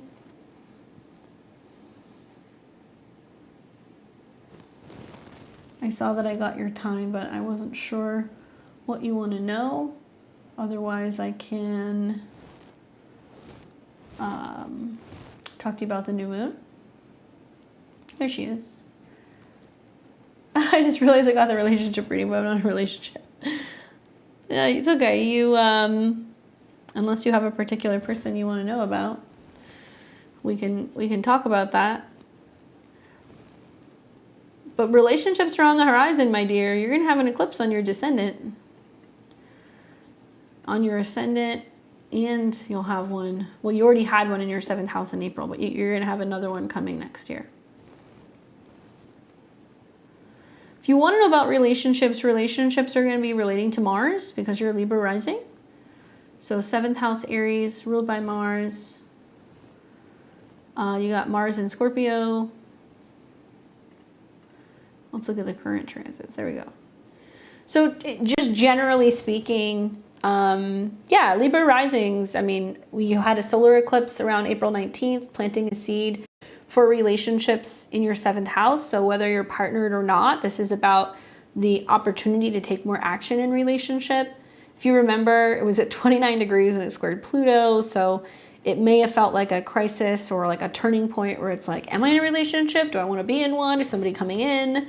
And then the squares to Pluto is like how you either heal, release, or let go of the past, or potentially make changes in your emotions or in your home life to make it possible for relationships to flourish. Like I said, you got Mars in Scorpio. So in the 2nd house, it's like wanting to have that commitment or that connection in a relationship to be possessed or to be kind of claimed. And you have Mars conjunct Neptune. So you might feel like certain relationships come in and then they kind of slip between your fingers. And that it's not always the easiest to like maintain relationships. Not having a sense of direction or the sacrifices that you make in relationships and how that affects your self-esteem or your finances, 2nd house. Now recently the South Node has been moving through Scorpio and it came in conjunction with Venus. So perhaps this has been about releasing any toxic emotions or feelings revolving around relationship pain or hurt, especially that's still been kind of like, taking up space in your body because it's in your 1st house. The South Node Venus is also about unlocking opportunities for self-love and commitment and devotion to oneself. And that you might feel like, I'm not feeling that. And like, that's the point, is that you may not be feeling the self-love and you're having to work a little bit harder with the South Node Venus to kind of achieve that. Venus in Scorpio is not the easiest placement to have if you are a Libra rising, because you have Venus that's in a Pluto-related sign. But when you see a positive aspect involving Saturn to your Mars or to your Venus, then relationships can kind of flourish. So something you're going to see over the next several years is that you're coming into your second Saturn return, actually next year, in your 5th house of self-love and creativity and dating. It's trining your Venus all year. So it's about, in 2023, taking yourself on dates, loving yourself, being creative, romanticizing your life, and like starting there.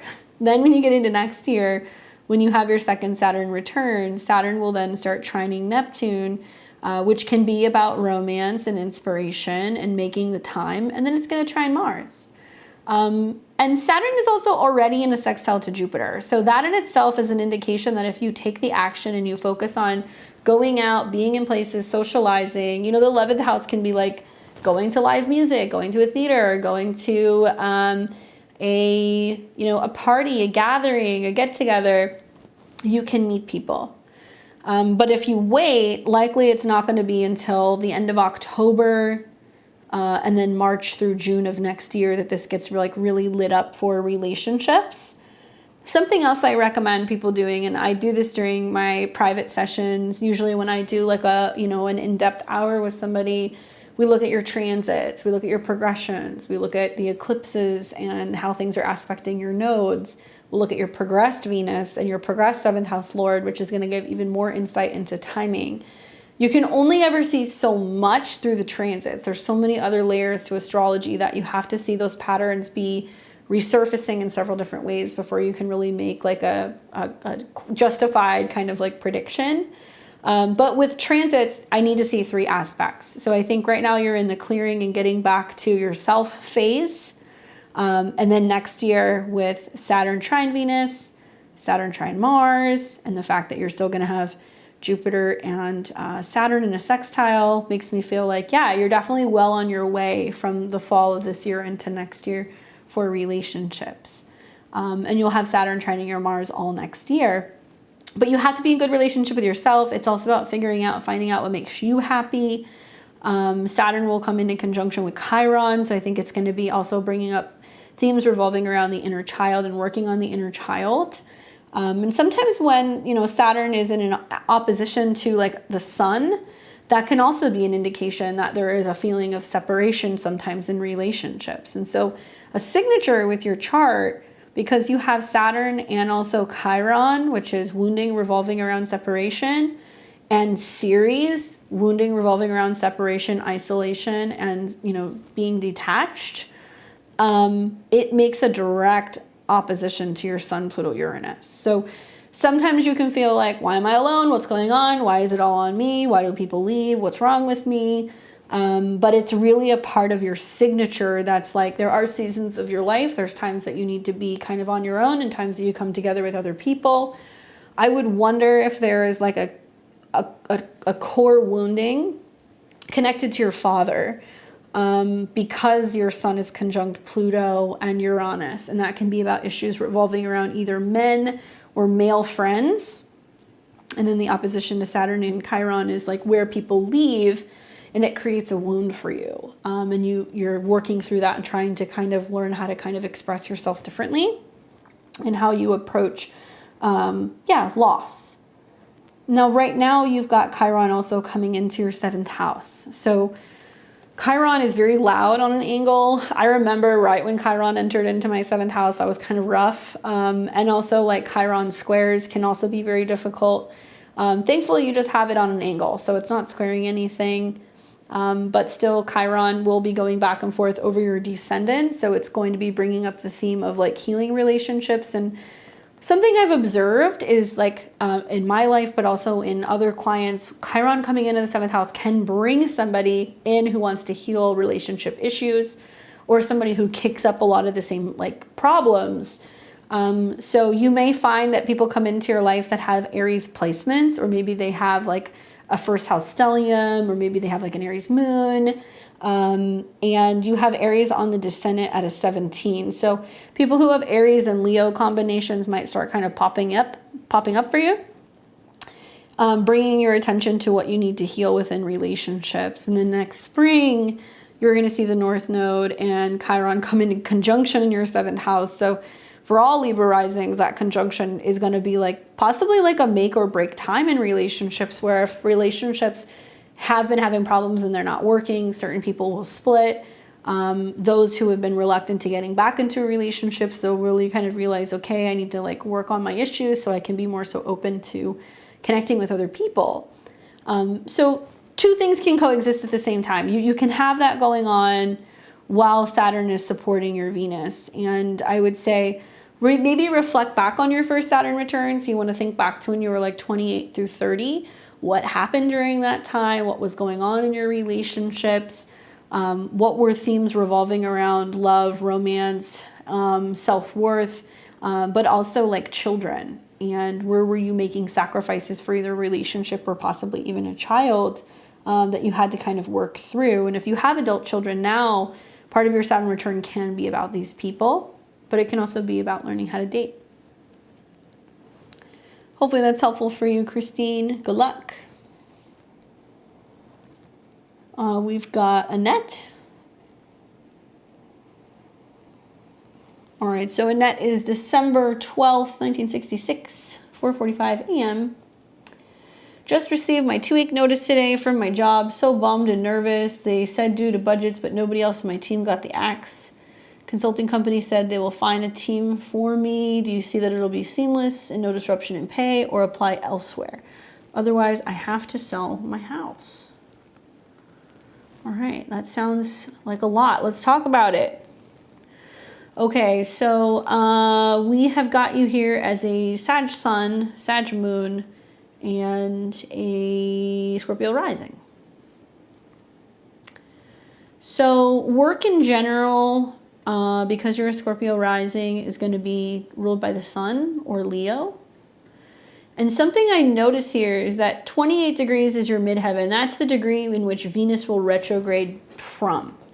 So around the 22nd of July, you're going to see that Venus, which rules money, relationships, others, will retrograde on your midheaven, which means there can be a turning around, a situation that is reversing, somebody who comes back to you about professional related things. And then money in general is going to be more relating to Jupiter. Okay, that's your 2nd house lord.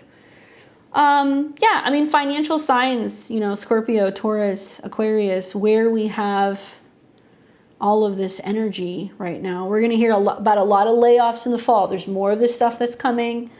So I'm sorry to hear that you kind of got hit by this, but there's a wave of this. I do feel like it's a good indication with, you know, Venus coming into your 10th house or coming into conjunction with your midheaven. I do think with Mars square Uranus, I would take it easy like the next 10 days or so, because Mars, which is your chart ruler, is going to be squaring Uranus, which means you're going to be kind of feeling kind of stressed about whether or not people are getting back to you or whether or not you have support. It may prompt you to leap into action and start looking at other positions, which might not be a bad idea, because with Venus at the top part of your chart, it is an indication that you might get a really great offer. Now, you're going to want to see something like either July 9th and 10th that there can be some contact, because the moon is going to conjunct Jupiter, trine Mars, that there can be an offer. Or, you know, I know that you're like, oh, is it going to be seamless? But if you got 2 weeks, to be honest with you, the first half of July is looking more likely that there could be a job. Both because you have Mars trine Jupiter, money ruler, Venus trine your Sun Venus, which is relating to job and resources and support. And then another thing is that you're not going to have a new moon in Leo, which is your whole sign 10th house, until right around August 15th. So it could be that long. That's my disclaimer. But even with that new moon, which is setting up new intentions revolving around work, it's going to trine your 2nd house of money, and it's going to trine your 6th house of work. Perhaps there's training you need to do, or you're looking for a job that's a little bit further away, or you need to kind of learn about adapting into this new position. At the same time, something else you're going to see the 2nd half of August is that Mercury will retrograde in your Placidus 10th house of career. So that can also be like maybe they say to you, well, let's get you in this other department. Let's see if some things change. Maybe we can bring you back in the fall. And so there can be a lot of ping pong going back and forth with like potential job offers taking place in August. But Venus is very positively aspecting your second house. And Jupiter is going to connect with your North Node in the 6th house, which means there's going to be work. It may not be as consistent. It may be that you get shuffled around to a department and then you got to stay there until there can be a transfer. You know, that's really the long and short of it. But I'm not seeing any real harsh aspects in regards to finances. Now, down the road, okay, because this is going to come, you are going to start to see Pluto in Aquarius coming into an opposition with Jupiter, which can be impacting your finances. And this is, again, February of next year. And then when Pluto is like around 2 degrees, like February through April. And then when Pluto finally hits 3 degrees in March. So you may see certain times, I'm not saying you're going to keep, you know, getting cut loose, but when Pluto challenges the 2nd house ruler, it can be like being like, okay, I'm sick of the back and forth. I'm going to completely switch directions in what kind of work I'm doing, right? Or I'm going to go and get a certification, or I'm going to train or get some experience to go into something that may be more stable. So know that this is going to be a period of transits that'll be kind of bopping around between really now and 2025. But at the same time, you're also going to be having eclipses going on in your 10th house. So I could see you getting into something for the next like 12 to 24 months. And then there being some changes that can be taking place again. Saturn's not squaring your sun yet. Saturn's not squaring your Venus yet. But you will start to see some of that stuff. So I would say if you can make the change and stay within the same type of industry, great. But start thinking about how you can be innovating and what you can be learning so you have more strength and also, you know, more expertise, you know, to actually be kept in a department or on a team. Like this summer is really trying to get you to think about training in like the long term and what you can be doing, or if you want to go and get some experience or learn something with Venus retrograde in your 9th house. It can be a great time also to connect with a job coach or connect with a recruiter. Because you may be able to find somebody, because Venus is partnerships, that's like looking for you, somebody who has what you possess. So updating that resume, connecting to somebody, putting it out there and letting somebody else bring it to you, and be open. You know, you may find that it's a job that's in another place. At some point over the next 2 years with your Saturn transits, you're going to see that there may be volatility or disruptions in the area that you're living in, and you might consider relocating to places or working from home or working remotely because it's going to work better with your chart. Okay? Hopefully that's helpful for you. Annette, sending you lots of good Pentacles vibes. We've got Atlanta.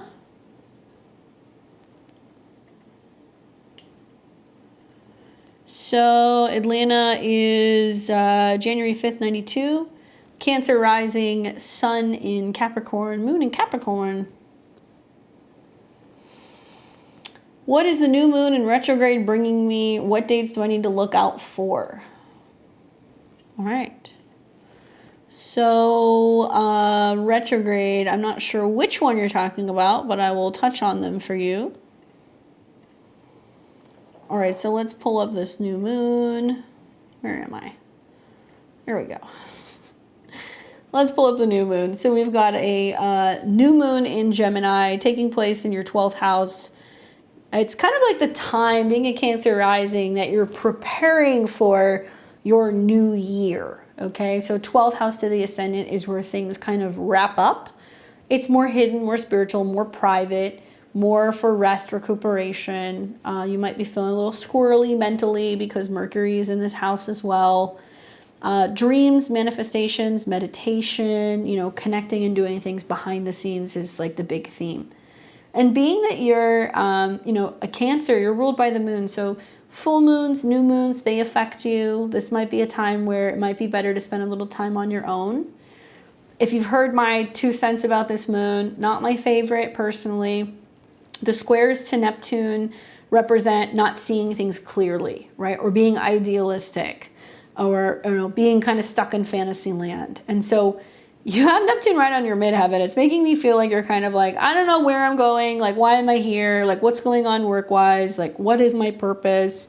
And the moon is squaring that. So it can have a sense of being like, feeling like a bit of like a crisis of your belief system and, you know, kind of questioning what's next.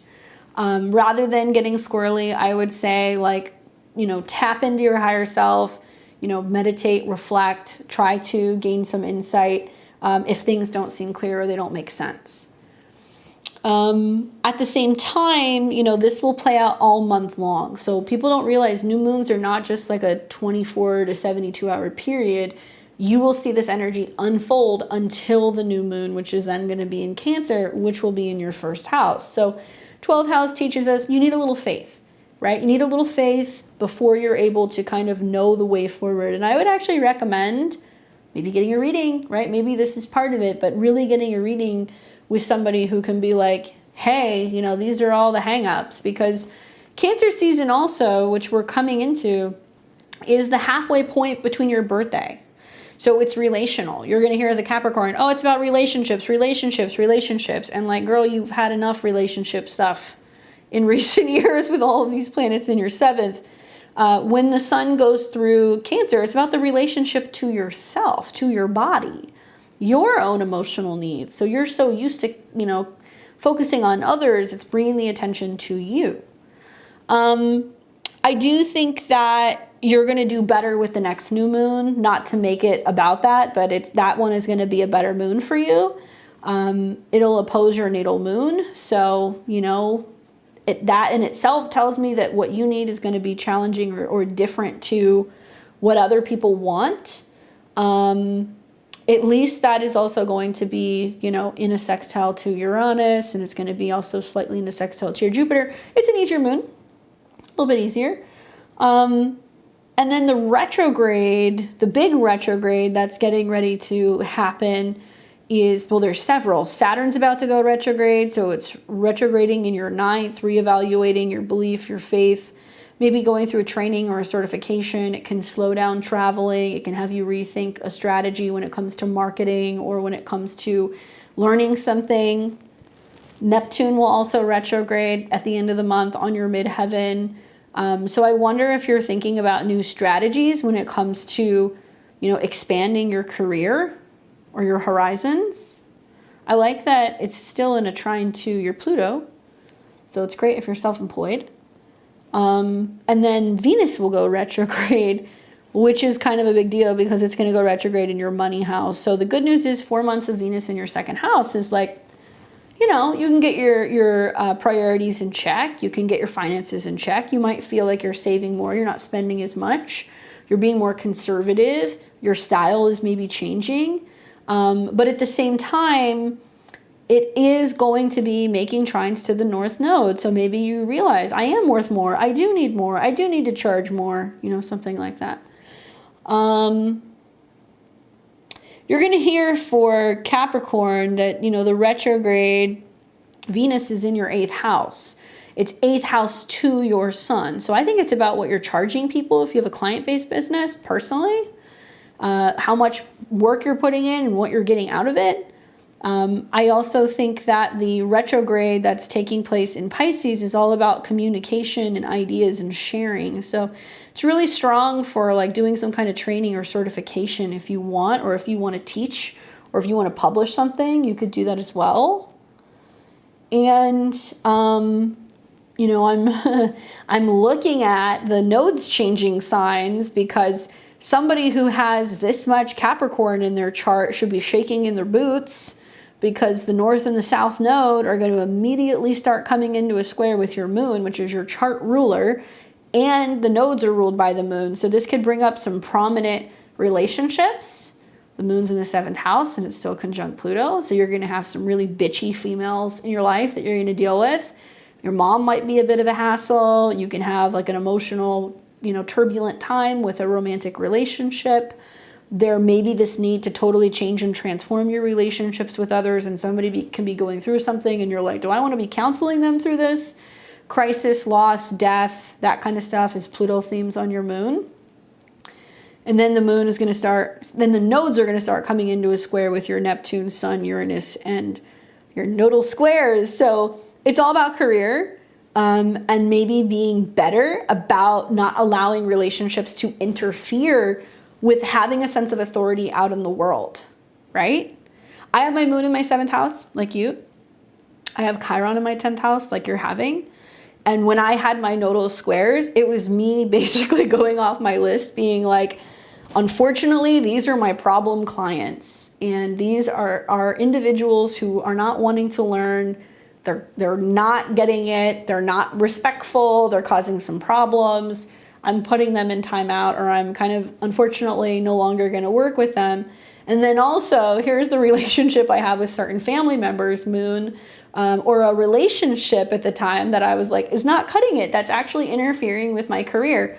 Also has to go. So I'm giving you this feedback because you may have similar experiences. And I know that other people have quite a sway over you, right? Because you have Sun, Uranus, Neptune, Moon in the 7th house. And you know what other people need, and you can tap into that, and that's great and everything. But like, relationships that threaten your ability to have a sense of authority are really going to come up for review right now. And you want to watch, because Pluto-related people are going to start popping up that are obsessed with you, toxic for you, stalking you, taking advantage of you, trying to control you. And you're really going to see this in the fall, okay? So you're going to see this in like September, October. You're going to see this in December, January. So put your big girl pants on and get ready to kind of like tell some people what's up, because if something ain't working, it's got to go. And it's all about you really paving the way to feel like you have more growth in your career and a sense of authority, and kind of clearing relationship paths, clearing family issues, clearing home issues. And unfortunately, you're going to have to kind of clear the air with some people. And then when the north and the south node start to hit about 15 degrees, it's going to square Uranus. So it will be major changes in relationships in the spring. And then when the north and the south node register at like a 10 to 9, which will be next summer, you're in your nodal squares. I have 4 or 5 planets in Capricorn too. So I'm like sitting around being like, oh, this is going to be real fun. Because I know it's going to start really putting the pressure in the Capricorn area of my life. But just food for thought, right? First of all, you're the goat, okay? Born on a new moon in Capricorn.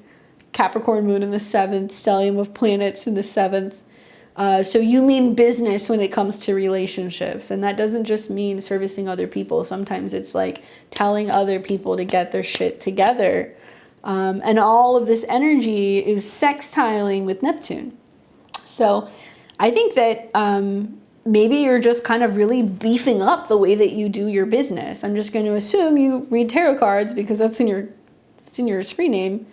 But I think it's going to be about approaching the way that you're seeing and working with clients very differently, in a much more kind of professional manner, and approaching relationships also in a very, not transactional, but like, what do you bring to the table? What are you doing for me? Because I know what I'm doing for me. What can you do for me? What can we build together? Like, and be expecting more, right? Or having higher standards, I think, in relationships as well. Hopefully that's helpful for you. Good luck.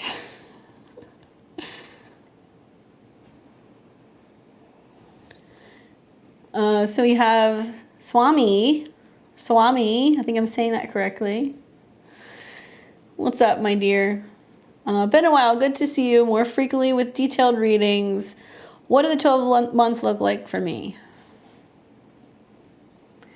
So if we're looking at this from an annual perspective, we're going to look at outer planets. So being that you're a Scorpio rising, Mars and Venus moving through your 10th house all summer is going to be career related. Putting more of a focus on what you're building within your career. Venus will go retrograde, so you're reevaluating certain relationships. Uranus just recently went into your 7th house, so I'd be interested to hear like what's up with relationships? What's going on? Did somebody come? Did somebody go? Did somebody freak out? You're going to see with Saturn with Mars and Venus in your 10th house, focusing on what you're building and creating professionally with others.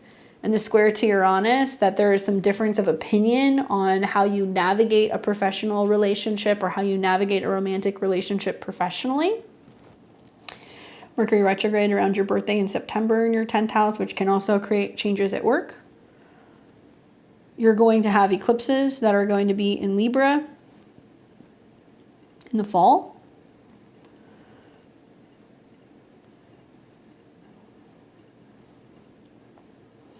So a solar eclipse near your Venus, which is more kind of relating to your social life and friends and get-togethers and gatherings.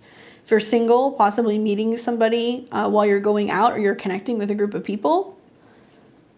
And then you're going to have a eclipse that's going to be in Taurus, which is going to be about work, health, and potentially relationships around the end of October. Job changes can happen all summer with the Venus retrograde. Saturn is going to, in the new year, start coming into an opposition with your sun. Right now, it's getting ready to go retrograde, so you're reevaluating your home life, your past, your potential property, responsibilities for a home or with a parent. And around February, March of next year, Saturn's going to oppose your sun, which means feeling really kind of pulled in two directions that are going to be, taking place, basically. Primarily because you're going to be in a situation where, Saturn's in opposition to your sun, and then it's going to come into opposition with Mars, right? So something is going on there that makes me feel like there's a home or a family dynamic that's kind of taking you from work, or maybe you're working from home more. That can be happening as well. You'll have eclipses in the spring. In March, one that's very close to your moon. That can be about positive gatherings, get-togethers, parties, networks and friendships. One that's technically in your 5th house of romance, creativity, children, around April 8th. And you have Jupiter and Uranus that are going to meet in your 7th house in the spring. So that's really big for relationships. A lot of Scorpio risings with like Saturn in your 4th, going into your 5th, or in your whole sign 5th, of asking yourself, what makes me happy? What do I want to create? How can I create better? How can I grow or develop or make something? It's very expressive, very artistic. And then Jupiter, Uranus in the sextiles is like how that enhances relationships. You have to focus on romance. You have to focus on self-expression. There needs to be ways of having fun creatively. And you're going to go through a shift with the South Node in your 11th house where it's not about your friends, what your friends want. It's what makes you happy. So you might find yourself kind of like focusing on hobbies more and doing more for yourself in terms of some of your, creative abilities. That can be a theme as well. And I think for like Scorpio risings, I would really be paying attention to when Mars comes into your sign later this year, because you only get that like once every 2 years. So from like October through November, Mars is in your sign and you're really, being seen more, and you're very active and you're getting stuff done and you're changing and transforming the way that you kind of approach life. And that can be positive because it can be great for physical energy and also for visibility, but it can be challenging because of the oppositions to Uranus and Jupiter and Taurus. It can bring some challenges with relationships. Maybe you go after more of what you want. That's another way we can look at it. Watch the retrogrades in your 10th, though. There can be changes going on at work, definitely in, August, September. And finally, you're starting to kind of see Saturn come into trines, I think, with your ascendant. So having more appreciation for like, your home life, what you're building, your family, what you're doing, at home, and what you're able to kind of do creatively. If you have Saturn in your Placidus 4th house in Pisces, painting, drawing, creating artistic projects at home, even if it's painting the walls or putting up wallpaper, can be really positive. It's about feeling creative and inspired within your home base. But I think things get really good for Scorpio risings when Jupiter, Uranus get into the 7th. Really great for romance. So I think that's going to be cool when you see that happen. And also Saturn starts inching towards your 5th house, although it won't be there until 2025. But I see a lot of expansion in relationships. And that seems really to be like the bigger themes. Watch the eclipse around the end of October, that's really going to bring expansion in relationships. And it's going to trine actually your Sun and your Mars and all this Capricorn. So you could see some of that stuff coming in as early as like the end of October. Hopefully that's helpful for you. I do believe we got everyone. So those of you guys who stayed all the way through to the end, you guys are awesome. I know sometimes some of you guys just like to hang out on Saturday night and you like to check in and learn. If you guys liked this stream, please make sure you give me a thumbs up. I appreciate it. It helps the content before we go ahead and sign off of the YouTube. I will be here on Sunday. We're going to be doing astro weather. We're going to talk a little bit about the sun going into Cancer, some of the squares. Remember, guys, the next 2 days we have this new moon coming in Gemini. So if you haven't checked that out, please do. Make sure you're subscribed so you're alerted as to when I have content coming out on the channel. Next week, we're going to have horoscopes and more videos on some of the current transits in the skies. If you guys like my content and you want to book a personal reading with me, you can go to my website below at beyondtheveiltarot.com. I have openings in August and September. I'm a busy lady, but if you guys want to book a one-on-one reading, I'm happy to see you as a new client. I do birthday, solar return readings, election dates for the perfect date for something like launches or weddings or relocations. I do transit readings, progressions, synastry and composite readings as well. So if you guys like my style, it's always a combination of what I see intuitively with the astrology as well as the tarot. I also teach tarot and astrology. So you guys, while you're there, sign up for my newsletter so you're alerted as to when I have new courses coming out. We have webinars that are going to be on the Venus retrograde this summer with all kinds of cool extras in that. We also have beginners tarot and astrology. So if you guys want to learn with me, I have like an online course where you can learn astrology from the very beginning with me. All right, well, you guys enjoy the rest of your Saturday night. Enjoy, your Friday night. Enjoy your weekend. And I will see all of you guys back here on Sunday. Take care.